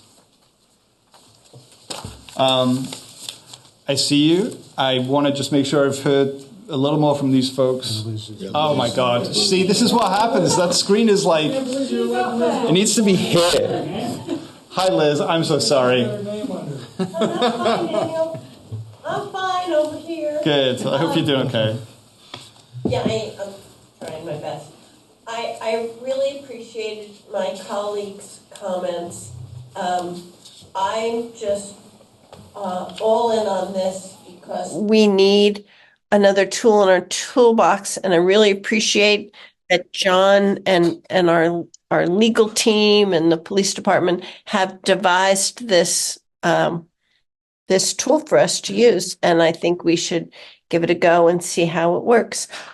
Daniel's concerns are real, and we should talk about amending this to meet the needs that he discussed. I really like the property part because, as we saw earlier this evening, these property issues are really victimizing the people who live in these homes. And so I'm very concerned that we want to keep as much housing as we can for our residents. And I also see it as, very often towns fine people for like setting off their fire alarm too many times. And this is, I think, can measure it with something like that. So I'm all in on that. I think we can tweak the elements of Class A, Class C, Class B. And I'm really pleased that the town staff has taken essentially Peter's recommendation of a goal for the year and turned it into this valuable tool for us to use. Great. Thank you, Liz. John, are you getting feedback that is helpful to you? It's very helpful. Yep. Okay. Franz. I have I see you guys. Specific piece of feedback. So I went to Google Maps and I printed out a map of the downtown area. For the record, Franz is showing a map. For the record, I'm showing a map. It's of Brattleboro. And you can print one out on your computer at home as well. And if you type in Brattleboro schools in the search bar, it will highlight all the schools in Brattleboro. And that's what I did just to get a sense of what area we're talking about and what a 200-foot radius looks like. And I think this would be a useful tool to develop more. One of my concerns has been the Flat Street corridor, basically from New England Youth Theater to the Boys and Girls Club, also the Co-op, and also the Brattleboro Museum and Arts Center. That strip along there is one where kids would be traversing very frequently, and we've had specific testimony about the difficulties of letting them do that. But it's not covered by this. On my map, there's a big gap between the youth theater and the Boys and Girls Club. The 200-foot radius doesn't cover that whole distance. So anyway, it's just one of the thoughts I had, that in terms of the geography of it, something like this might help us see how that works. I wonder if one of the things that is in here as a location is public parks and parking lots. So you got 200 feet from NEYT, you probably get pretty close to the Preston lot and the transportation center, and from there, Yes, if you include those, that would help fill in the gap. I didn't want to interrupt, but that's what I was going to point out. Okay. I think so anyway, this having this visually available might help us think about it. Yeah. Okay. Richard, specific. Very specific to your comment about people's belongings and what to do with them. About 10 years ago, the city of Northampton did a study about what we're talking about here, a lot of these issues. And the recommendation they had for that kind of situation, which I believe they implemented, is they put lockers around town, and the keys were controlled by one of the, like Turning Point or one of those kind of agencies. So people could go to the agency, get a key, and do the locker. It wouldn't cost them anything, but they were responsible to the agency for the key. And I don't know how successful it's been, but I think that was their solution. Thank you. Peter? Yeah. Again, let me just say something real quick. So because this is a first read-in, what I'm trying to get from these guys is as much feedback as possible so that we can bring a second read-in forward, and then we can really actually make some decisions. So you tell me if this is in order or something. I want to ask a question of a member in our audience that might have the specific answer that I'm looking for. Sure. Who is it? Libby. Hey, Libby, you're interrogated if you want to be. You do not have to be. And for the record, I hate the word interrogated. Yeah. So if I could just ask you a question. I think, does she need to stand at the microphone? You can hang there for one. Right? Okay. Why don't you ask your question? Yeah, so let me just ask my question. And I'm going all the way back to when I was on the board at Groundworks and the drop-in center, and I think part of the plan was to provide lockers for this very situation, and I have to be honest with you, I'm drawing a complete blank. I'm sure that the capacity of those lockers probably outmatches the need at this point, but can you tell us a little bit about that? Was that a thing? Am I remembering that correctly? Sure. I'm Libby Bennett. I'm the executive director at Groundworks Collaborative, and I live in Brattleboro. At 54 South Main Street, we have 34 beds, and we have 38 lockers. And that is what we have. That's it? Yeah. Okay. Thank you. So definitely a bigger need for that sort of And Libby, seeing as we're interrogating you, so there are 34 beds, and they're Sorry, full, Libby. right? We know that they're full. How many more people are living in our community without housing? Since our outreach team launched in February, they have connected with at least 159 as of last week, unique individuals in the community who are living unsheltered. Just unsheltered, living without a motel room or... Correct. Yeah. Not in a motel, not in our shelter. Yeah. Not necessarily all at the same time every night since February, but unique individuals. Yeah, thank you. That's a sobering number. Okay, board, any other specific feedback about this ordinance? And we are wrapping up at 10, so I'm going to do a couple more minutes of this, a couple more minutes of that, and then we're going to move on. No? Okay, let's hear from members of the public. So I'm going to go Dick, Penelope, Libby, Jeff. And if you could keep it to less than 2 minutes, we can I'm going to try. honor So our ASL interpreters. here's a great request. example of why we should hold a town meeting between now and when we adopt this, because you're giving the public 10 minutes to speak. Thanks, Dick. So I think that's one. Could you clarify to me, page 84, to encourage a setting that promotes the handling of money without fear of theft or solicitation? Does this mean that there will be no panhandling there? You can panhandle, but you can't panhandle within the areas of this area. The no smoking, which you brought up, and the vaping, we're a tourist town. We don't want to have that. I mean, that's just that's crazy. Whoever put that in there, please, you need to remove that. That's just, have tourists coming into town and somebody lights up a cigarette and we got somebody giving them a citation. I mean, we'll be the laughing stock. And I'm a non-smoker. And, so I think that's gone. Which really got me also was the nuisance properties. Now, the top 10 properties where the police went, Libby's here, one of her properties was on the top 10. Are we going to fine them $400? Wyndham Housing Trust, another one where we make a lot of calls to. So, and then when you use discretion by the town manager that they can waive these, I'm always concerned about fairness. Mm-hmm. That some properties will get fined, and because you might be one of these organizations, that you don't get treated the same as other organizations. So that's a huge concern of mine.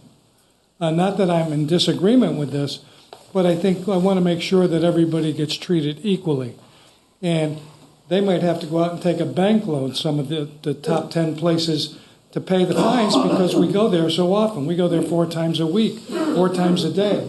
So that's a huge concern of mine. Thank you. So I'll let somebody else get it. Yeah, let me answer some of that stuff. So the question you had about soliciting for money in certain spaces, yep, that would not be possible under this ordinance. Go ahead, Bob. Yes, thank you. That's probably appropriate. That's not entirely true. If you are exhibiting the prohibited behavior in that area, you're not allowed to do that. But if you just were simply standing near a parking kiosk and you were not exhibiting any of that prohibited behavior, you could be there and say, I'm asking for money, theoretically, without doing a behavior that is prohibited. I thought I read differently. Page 85, section 7B. I don't have I have different page numbers. It's in the prohibited behaviors, class B, page 4 of the memo. 4. All right, I may be wrong. Okay. And so that's something to iron out between now and the second reading, I would say. Getting clear on. But you're saying page 84. Yeah. 2, to encourage a setting that promotes the handling of money without fear of theft yes. or solicitation. Okay. And then on page 85 and 7B, it's speaking about behaviors that include engaging in conduct that unreasonably disrupts or interferes with the normal operation of the facility or park. And in this case, the facility is like a parking lot. And one of those is solicitation for private benefit. Thank you. Let's you may need look to into reword that. Part of that. Yeah, okay. Dick, you were asking about nuisance properties, and just like with individuals, the first conversation is, hey, we're coming here multiple times, and we'd like you to kind of like work on improving that with some kind of plan. And so it's after that we start to see fines if the plan is not working out, correct? Not quite. No, not quite. One other thing, but it's like Price Chopper and Hannaford's were on that list. So how do you handle that? That's a good question. I don't think I have an answer for that right now, but let's flag that. Yeah. Yeah, and the question about smoking and vaping, so that was a specific suggestion that was made by a member of the public at your August 6th meeting, saying they did not like to see that kind of behavior in areas where children frequent. So if that's something the board wants to remove, you're hearing different input from another member of the public, so it's something the board would need to weigh. I mean, maybe I didn't mention it when I was talking. I thought I did. I'm not in favor of keeping that in there. Okay, and I would love to hear from the other board members at the right time. I would go along with that. You'd like it to be removed? I think so. Yeah. Anyone else got an opinion Liz on that? has her hand up. Oh, Liz, I'm so sorry. It's late. Yes, people can smoke if they choose to. Yeah, that's right. We got bigger problems than that. Yeah. All right. So let's pull that. Let's go back to the public. So Penelope and then Libby. Try not to get And distracted. You said Jeff. I did say Jeff. Can I just say one thing real quick? So Janet, we are running up to 10 o'clock and probably going to need a couple more minutes. Do you mind if we keep going to like 10:05, or is it a hard stop? Patrick, could you unmute Janet? Well, I don't know ASL. I think she said it's okay. There, I saw that. I'm okay with 10:05. I saw Sarah pop up. Okay. 5 more minutes. Yeah, thank you so much. Thank you. Appreciate that. I understand. Yeah. Penelope? Agree. So, one thing that I just wanted to say from a personal point of view is that it's amazing how I know a lot of the people who are homeless and downtown. I've known them for a very long time, and it is amazing how if you ask them not to do stuff, they will not do it. In a lot of instances. I have had people who were coming into my shop all the time, and I lost my temper and said, I don't want to see you ever again, and I've never seen them again, literally.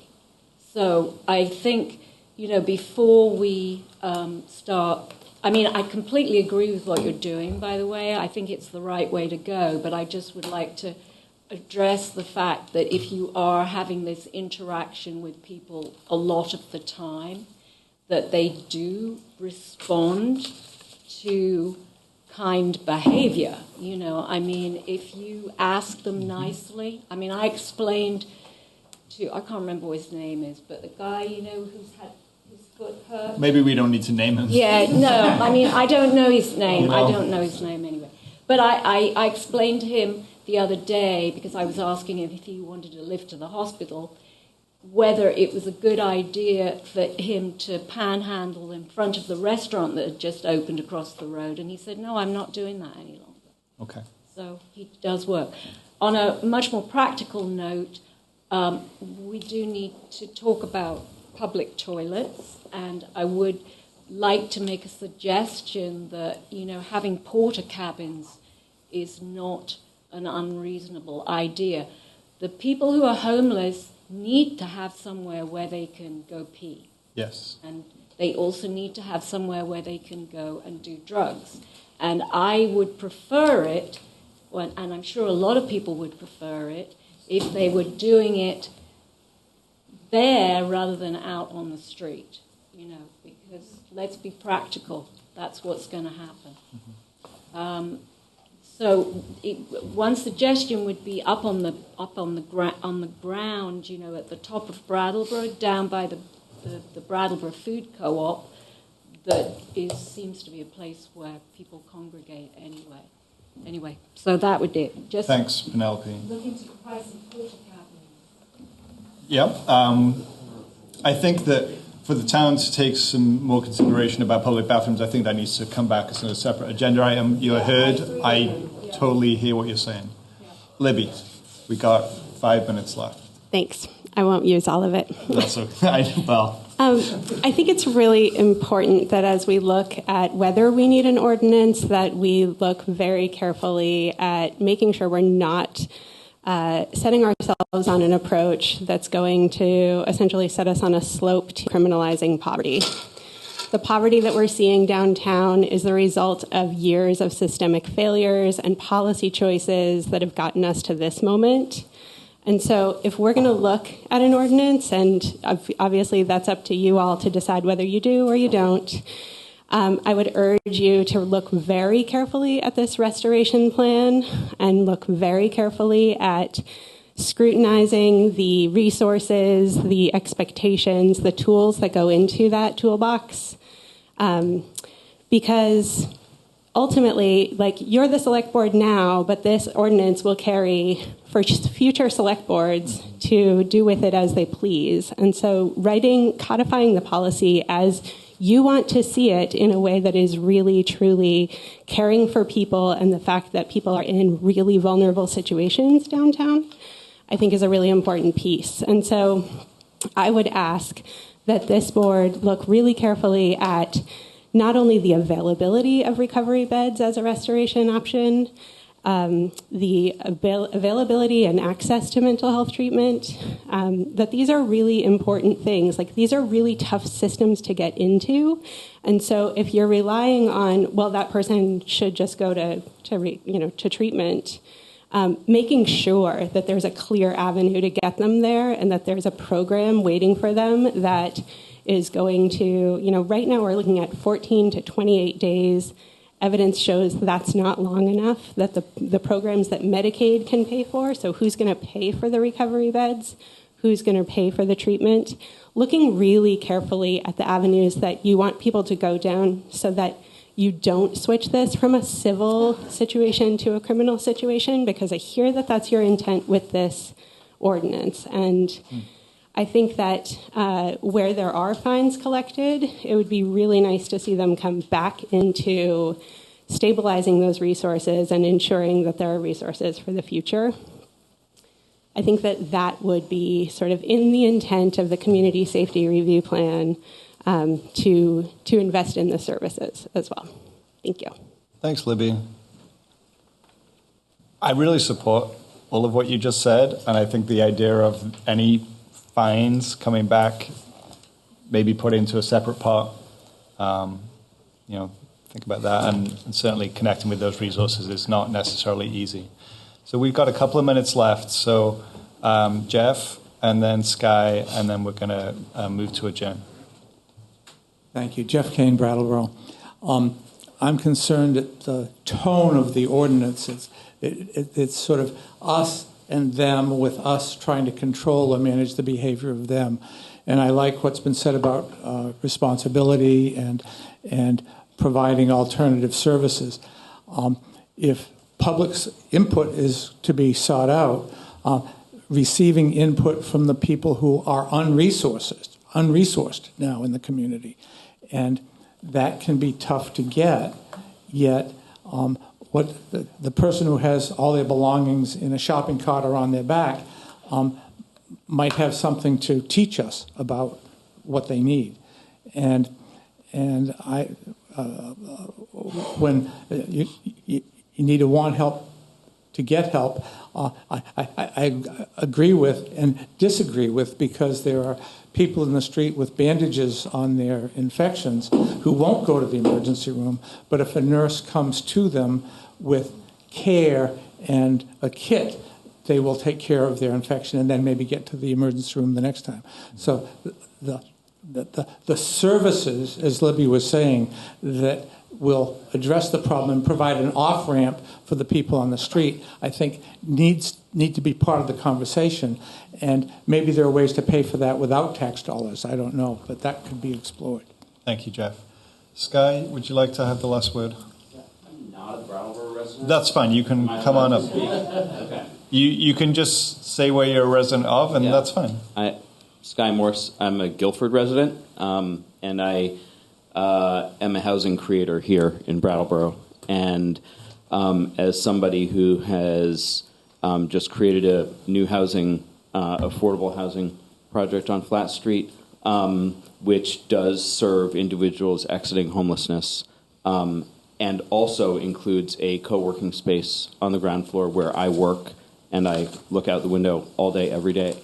I have a very, very real experience of what we're talking about. And I feel that there's a really strong yes and here.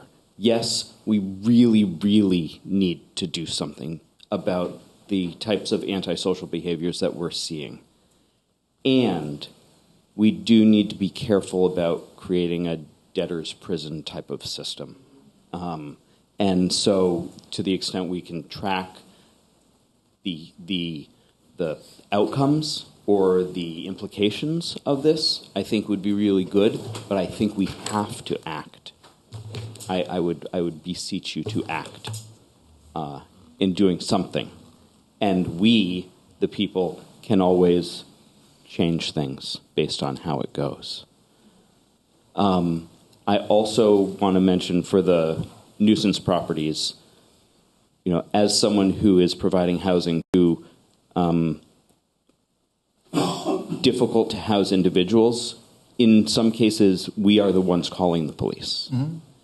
And so I just want to make sure that there is some element there that recognizes that not all landlords with properties or with tenants who require the attention of law enforcement, not all of them, the landlord is the problem, and that be taken into account.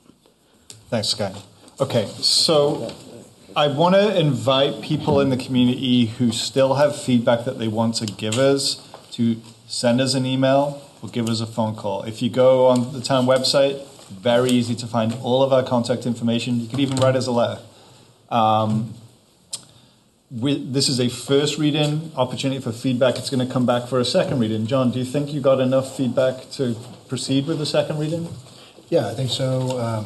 I got a few areas to clean up a bit, and any board member who has additional input on this, as you think about it and hear from additional members of the public, please let me know that, and we can try to get it incorporated for a second reading. Great, thank you. And then the other thing to say about a second reading is when we have the second reading, that does not mean that it proceeds right away without any further comment, right? That is an opportunity to continue to add your voices, to continue to make changes. We may not get it done in a second reading. It may be it needs to come back again. I've seen that happen with other ordinances in the past. So we will get it right rather than do it hastily. And so with that being said, I would like to adjourn and respect our ASL interpreter's request to be finished at 10. It is now 10:10. So I would entertain a motion. Motion. To adjourn. Thank you. Peter's motion to adjourn. All those in favour, please raise your hand and say aye. Aye. That passes 5-0. Thank you so much, BCGB. Thank you so much, ASL interpreters Sarah and Janet. Thank you to the public. And good evening. Yeah, you need to sign that. Yes, sir. For God's sake, are you going to continue to bug us with this stuff? I want to get out of here.